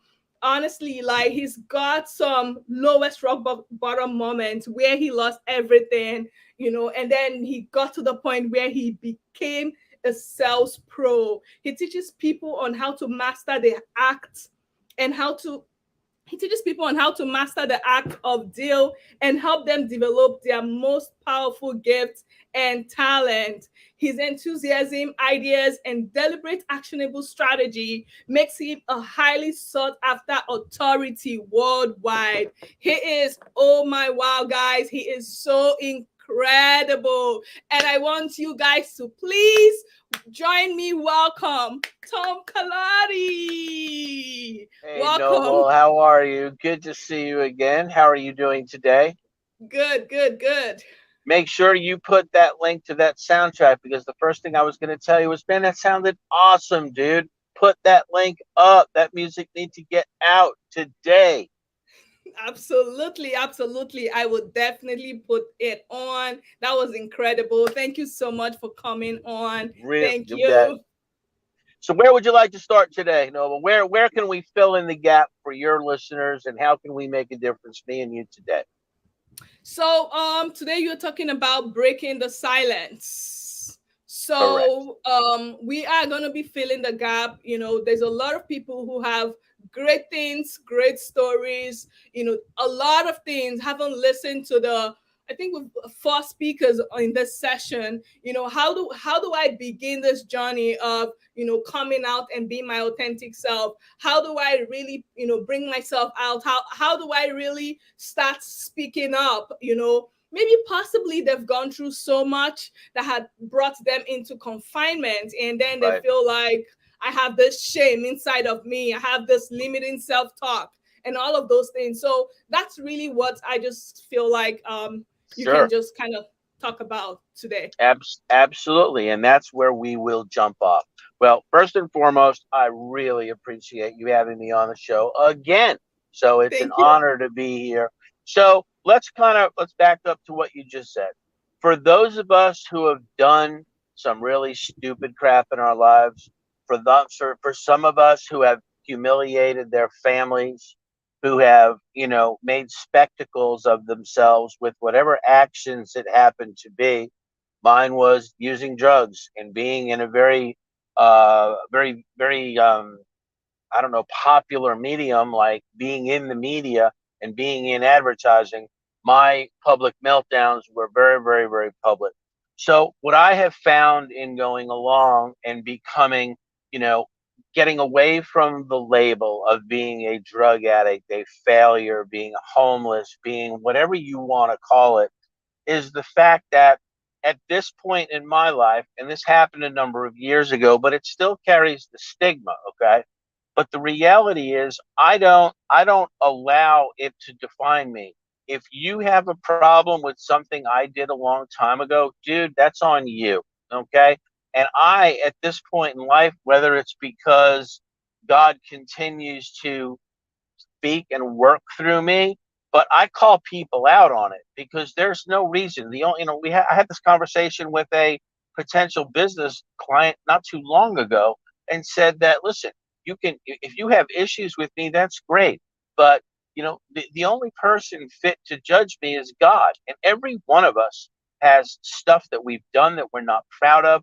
So my initial first layer of peeling it back is I always tell people, listen, man, I've had a very colorful past and it's defined me. In fact, if you have someone in your family who is struggling, addiction or life controlling issues, man, I can't cure them, but I sure as heck will talk to them on the telephone right now if you ask them to call me.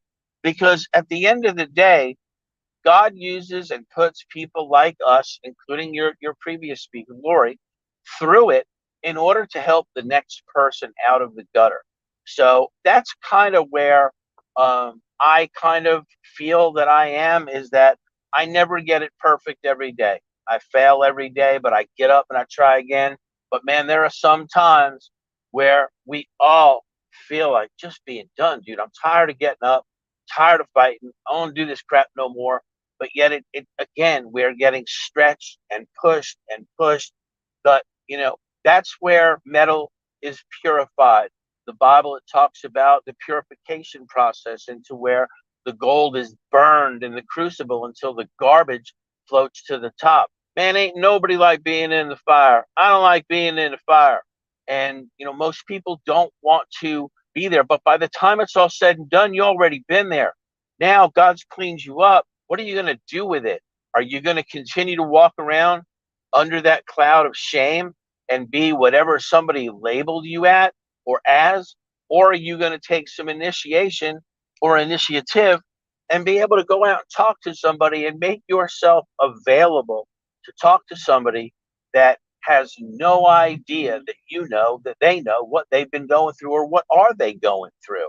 Because there's a lot of pastors and preachers today who could not reach somebody like me, sleeping homeless behind an AA hall, living in my car with my dog, being broke, going to jail, going to prison, going to rehab, going to emergency rooms. Let me see, is there any more we can add to this mess? So when you start to live under that cloud, there's no way anybody can mentally crawl themselves out. So it does require a completely resetting of your hard drive. You really need to start wiping things clean. What are you listening to? Are you listening to podcasts like this that will certainly change your life? I wrote down one of Laurie's notes before. In fact, here it is. It's on my pad. 1 hour alarms. If you set your alarm, and like she had said, her love center and you set that on your phone every hour all day long, good Lord, man, it would change a negative habit in a matter of days. And I think that is a brilliant idea. So we are what we think about all day long. So, and that's what the Bible says, you are what you think. So we have to make a decision as to, are we going to think about the mess? And believe me, the devil that's the biggest tool he uses at me, Noble, is to continue to play replays of all of my mistakes. Let me tell you, I got a lot of them. So it takes a long time. So until we're able to shut that process down, there was a speaker that I listened to one time, and when it started in his head and the negative thoughts would come along, he would just literally say out loud, cancel, cancel, enough to just stop the train and go, wait a minute, I shouldn't really even be entertaining these thoughts, thinking these thoughts. And again, it's a deliberate action that we must take as people who have suffered, made mistakes, or had mistakes made toward us to be able to change that. We can't complain, cry in our cornflakes that we had bad parents, this, that, and the other. We all did. We all did. And I was stuck in that blame game for a long time. But when we take responsibility for where we're at in life, and there are good days and there are bad days, because I struggle with depression from all of the drug use. And there are days, like the TV ads would say, depression hurts. Well, I'm here to tell you, dude, it really does. I don't think, if you've never experienced feeling like you in 100-foot hole that you can never get out, I hope you never have to experience that. So it is real, and people have to know that it's okay to talk about. And if anybody listening right now, Noble, to your show or anything that is on their heart that they need help with, if it relates to a life controlling issue, they need someone to pray with them, you give them my cell number. And I'm going to give it to you right now. It's 770-256-9770. You know that from last time I was on your show. I don't have all kinds of links and stuff out there. If you need me, you call me or text me, and I will call you back. And that's kind of at 60 years old where I have created a business, a life, and a ministry. And it's come about with an awful lot of pain. In fact, the last 12 months, up until even today, yesterday, and tomorrow, have been some of the most difficult trials and trips through the trenches. So it never really gets easier. In fact, you get more and more tired, and it requires you to think through and ask God, how am I going to deal with this? And Philippians 4:13 says it clearly. I can do all things, including get through this train wreck. I can do all things through Christ who strengthens me. God does not ask us to be strong enough on our own.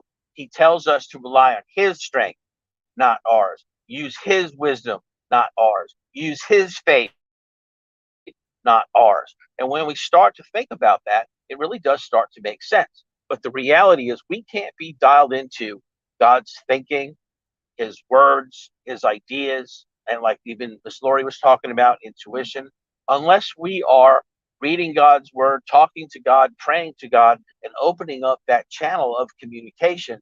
Because if left to our own devices, we're going to be thinking about mud, sewage, and all kinds of junk we ain't need to be thinking about, because that's the world we live in. Period. End of story.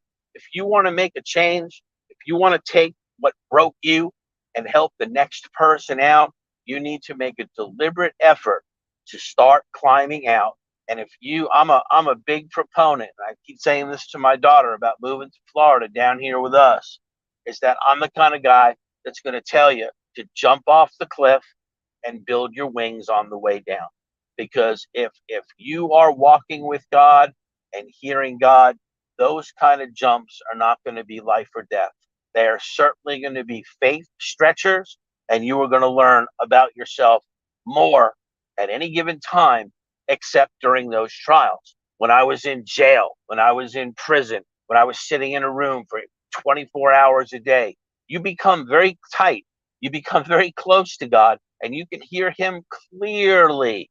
So when I had been in jail or institutionalized for whatever stupid thing I was doing, I used that time as though it were Bible college with bars on the window. I didn't watch Jerry Springer. I didn't play cards and gamble. I studied and read my Bible. And wouldn't you know, when people had issues and questions and problems, they would come to me, and I was honored that they felt that I had enough time in with God to be able to try and help someone. And all you have to do, man, is help one person. And it's not you that's going to be doing the help. Our responsibility as Christians is to plant the seed. It's God's responsibility to water it, make it grow, and everything else. So when you know that the work is not yours, that all you need to do is to be a walking billboard, and that's what I tell people all day long. If you don't like what I did in my past, you probably ain't my people.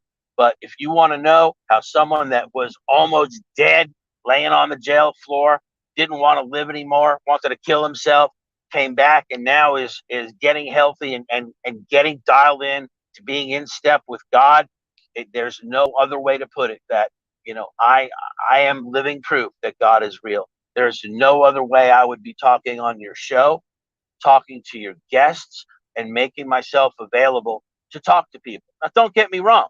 My day-to-day, my tent-making business, like in the Bible, is doing marketing programs and lead generation and brokering things online and all kinds of stuff. If you have a business out there and you're one of Noble's listeners and audience, and your business is struggling, 770-256-9770, and I'll help you for free. Just call me and we'll talk about what's going on. And I'll tell you what I would do if I were you to correct it. And as long as you follow my advice, I promise you, there is no hidden agenda. We will help you, myself and my staff.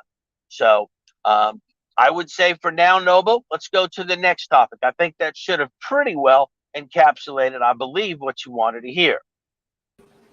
Thank you so much. Honestly, thank you so much. I think that was really kind of like, oh my God, that really kind of summarized the question that I had, and you really said it so well. Okay, you really said it so well, and I just really want to thank you. And in this particular question, I just really want you to, speak to somebody directly, right? Somebody who is beginning this journey of self-awareness, somebody who is starting, to discover themselves, haven't listened to Laurie and getting to begin to love on themselves. What will be your best advice to them?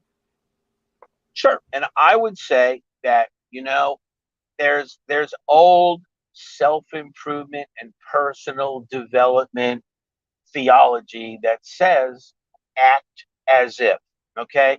The current version is fake it till you make it, which a lot of people say is a bunch of baloney. However, if you want to be healed, you must then focus on walking through your day as a healed person. If you want to be a advertising expert, you then start to take on and walk through the day with the characteristics of an advertising expert. If you want to be a person that will use your hurts and your brokenness to help another person, you walk through your day in a spirit of, God's going to send me somebody. I need to be receptive. And when that person comes along, I need to be able to stop what I'm doing, no matter how much of a hurry I'm in, and talk to this person, whether it's to buy them a sandwich or just sit and talk to them and just acknowledge that you're there and that you're there for them. And that would be the advice, Noble, to just take the step of acting as if. It's $1 million piece of information. Act as if. They say if you want, the way to walk into a fine restaurant is to walk in the restaurant just as though you own the place. Does that make sense?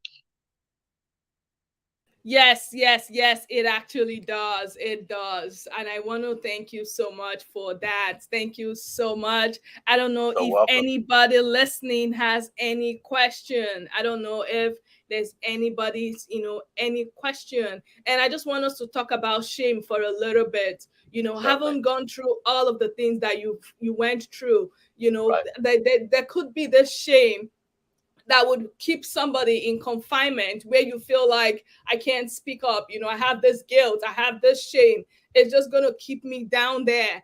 Everybody will know my story when I begin to share it. It is kind of like something that keeps people in bondage, because what you're discussing is basically breaking the silence. And I know shame and guilt is one of those things that would make people not to speak up. And I just want you to touch on that too. Sure. And what happens is, believe me, when you start to take a baby step out into your God-given and your God-appointed calling, because we've all been through the mess in order to help the next person, the guilt and the shame and the rejection and the loneliness and the stupidity, it's all rolled into a big battering ram that the devil will use to accuse you that you're a piece of crap.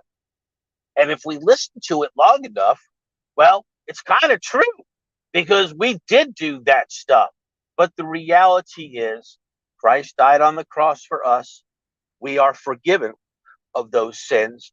And by us hanging on to these dirty old memories that we've been forgiven of, it's kind of like walking around with a dead cat saying, hey, you want to pet my dead cat?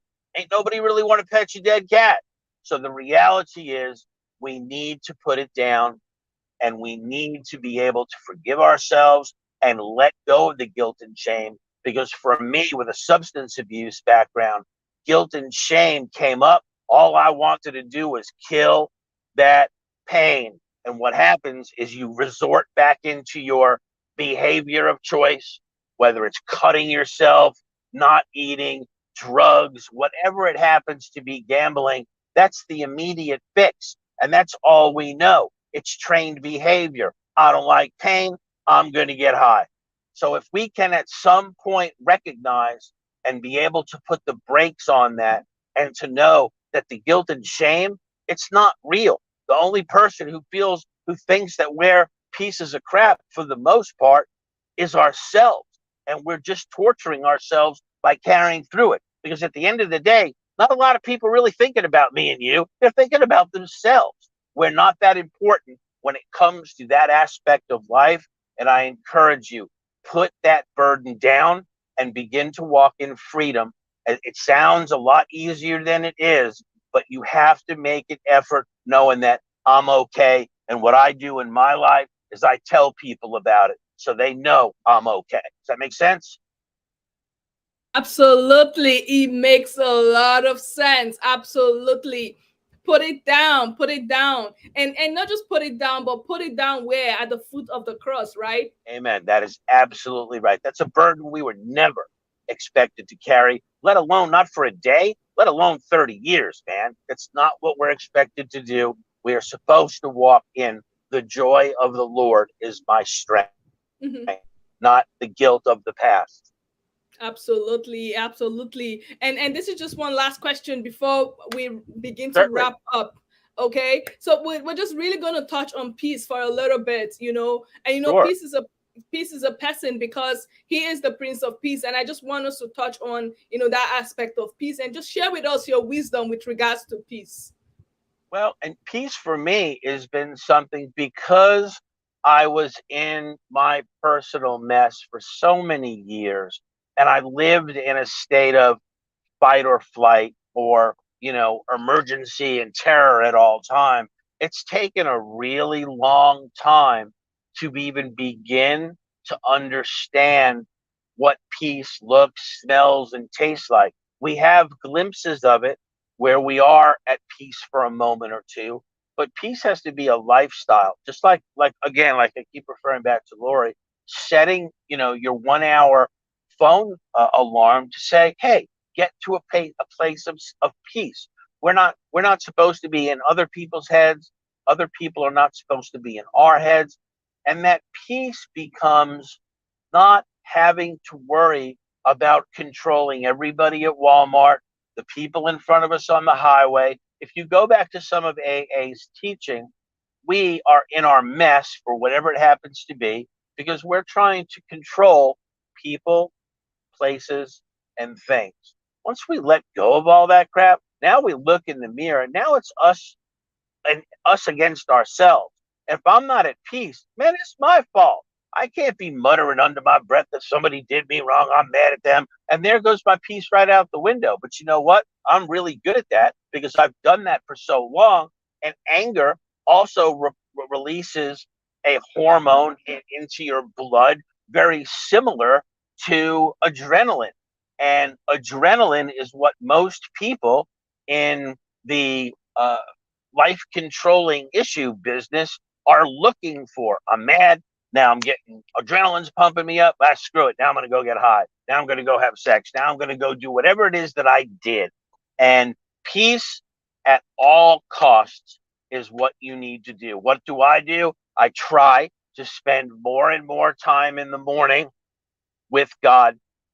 I'm not jumping out of my bed and running to my phone like I normally have done for years to make sure that everything that I think is my little perfect world, which it's not, Facebook and Twitter, nobody cares. But as an individual, when you feel that you're dialed in, locked in, check, check, check, check, check, and you think you're at peace, you've let all these other external entities create what you think is peace or not peace. So it's a quest for me, Noble, every single day to seek out peace at all costs. And that my encouragement is, the Bible says, you will find me when you seek me with all of your heart. So if you're tired of being sick and tired of being sick and tired, man, put it all down. Say, God, I need you. I got to find you. And if you need to go outside and sing Kumbaya for 12 hours or whatever it needs to be, that's what you got to do, man. Does that make sense?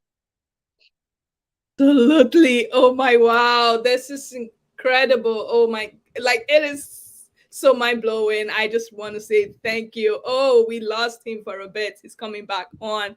I just want to say thank you so much. Thank you so much. And I just want you to leave us with a final word. What would that be? The final word is, look, you can do it. If I had to start with no money in a homeless shelter, with no job, no computer, no clothes, no promise of anything, you can do it too. Even if it means coming out of jail with nothing. I did that 5 times. You can do it, and you don't. What do they say? How do you eat an elephant? They asked somebody once. They said, one bite at a time. And that's how you begin to take control back of your life. Just get out there and start doing it. Absolutely. I want to say thank you so much. How can we find you? Because I know a lot of people will want to connect with you. Just quickly share with us. Sure. My website is my name. It's Tom, TOMPILOTTI.com. There's contact forms. There's media on there.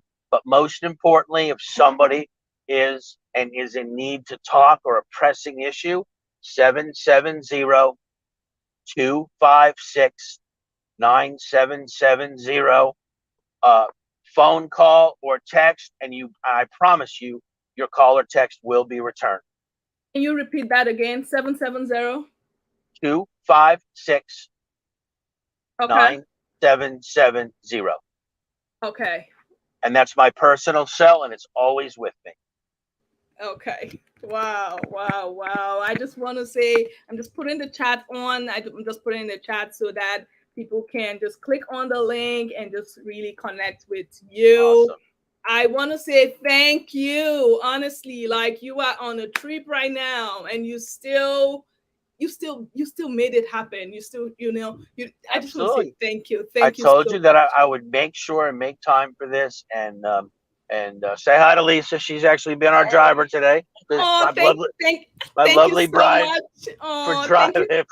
for driving us while we're doing this. We're actually in the process. God is moving us again and advancing us again. So to him be the glory. And anybody needs encouragement, you just call me. And Lisa and I are here to help you. Okay? Absolutely. Thank you so much. Thank you so much, Lisa. Thank you so much. Say bye. Thank you so much. All right. Take care. Thank you, Noble. God bless you. All right. Thank you. Okay. Bye-bye. Bye. Bye-bye. Whoa. I just want to say, how was this experience like for you guys? How are you feeling? How is it going for you? What are you thinking? Wow. We started yesterday. We had 3 speakers yesterday. If you missed it, go right on the replay. Just go to the Beautifully Broken Me TV on YouTube. That is where you can catch up the replay. Or if you like to watch it on Facebook, you can go to the Beautifully Broken Me. You just scroll on July 8th, day 1. You're going to find a replay. Oh my, wow. This has been a phenomenal 2 days. We've had 6 incredible, mind-blowing, highly sought-after speakers who have really blessed us with their great wealth of wisdom. Wow. I'm just screaming because I'm so excited. I'm just super thrilled, and it's been phenomenal. It's been a phenomenal experience. I don't know about you guys, but for me, it's been phenomenal. It's been life-changing. It's been transformational. And I just want to say, please, make sure you share this to anybody who you think who you think will benefit from this, please make sure you share it to them. Do not be a monopoly of it. Don't keep it to yourself. Don't listen to it alone. Share the link and just tell somebody, please, you need to listen to this. This really blessed my life. Please, please, please also follow us on social media. Please subscribe to my YouTube channel, The Beautifully Broken Me TV. And please follow me on Facebook, The Beautifully Broken Me. Follow me on Instagram at The Beautifully Broken Me. Or if you have any question that wasn't addressed at the summit, you can write to us too, right? You can write to us at thebeautifullyBrokenMe@gmail.com. Or if you want to connect with me personally, you can find me on Facebook, Noble IJ. Or you can find me on Instagram at Noble IJ. I'm also on LinkedIn at Noble IJ. So you can find me on Noble IJ too. I just really want to hear your feedbacks. I want to hear your feedbacks as to how you're feeling or how this session has been for you.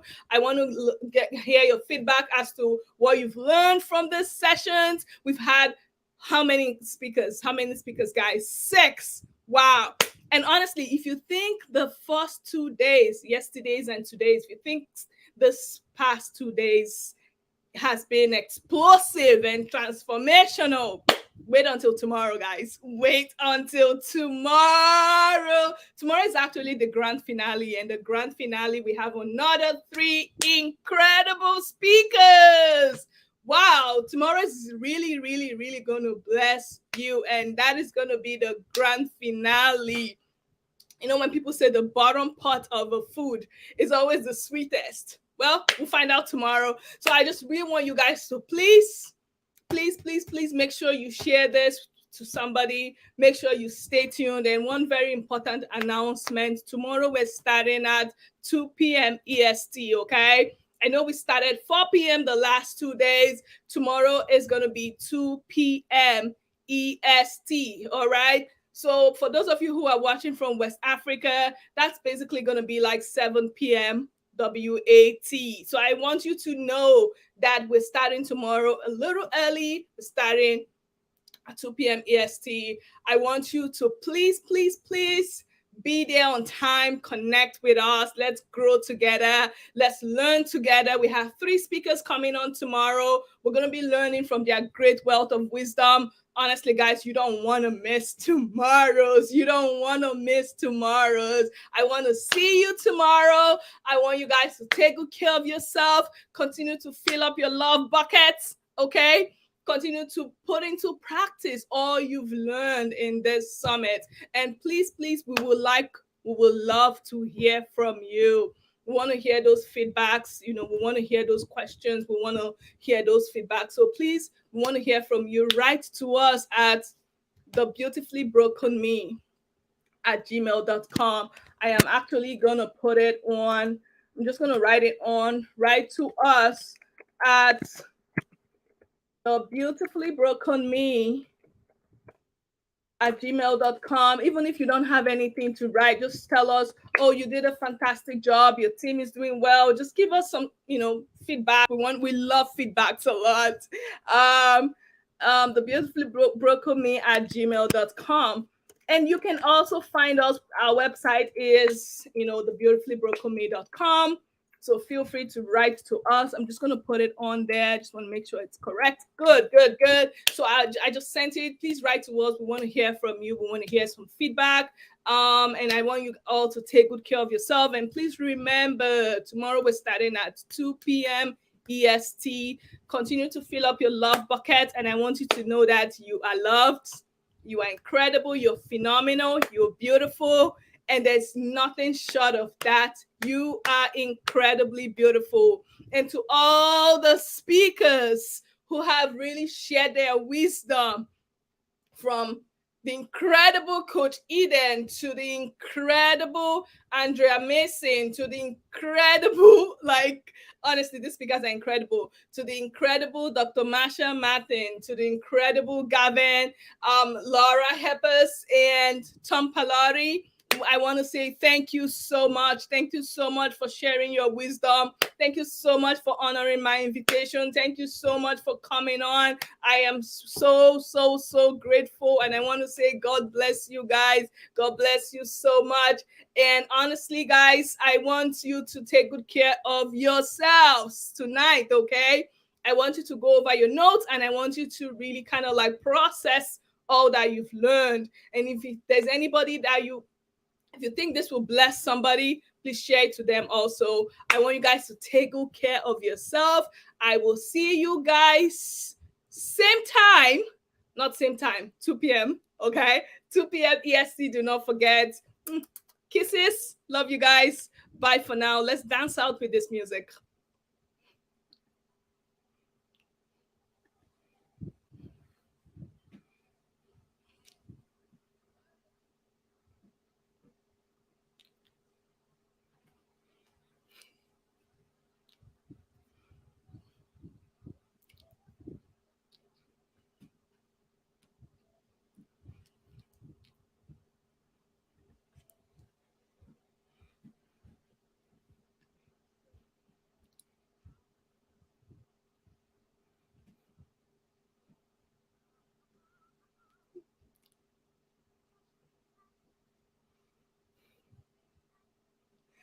And set my feet on higher ground.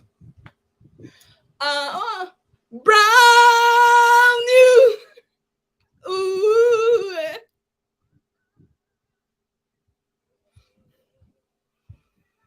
Brown you.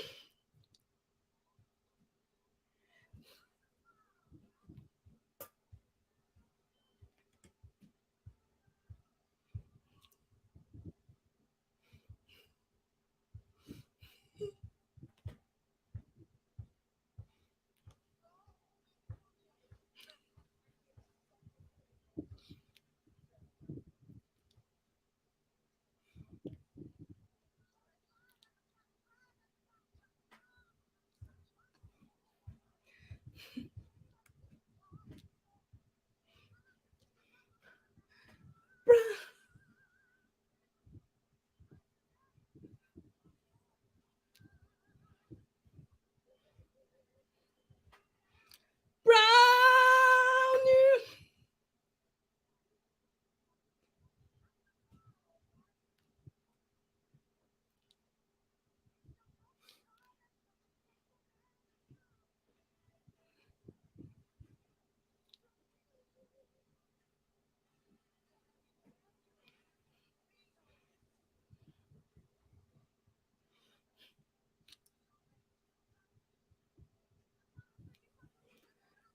Brown you.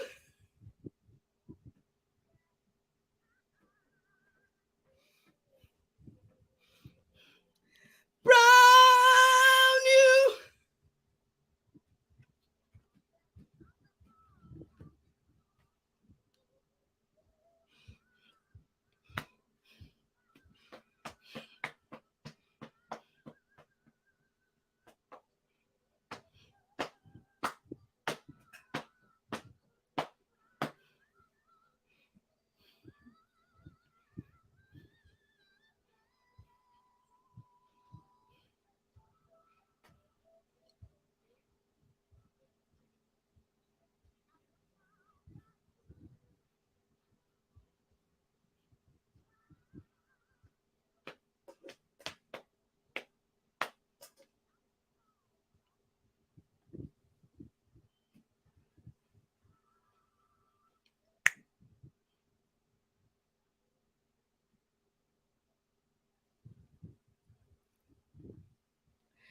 Yes, I want to thank you again for joining us. I will see you tomorrow, 2 p.m. EST. Love you all. Kisses, hugs. Bye for now.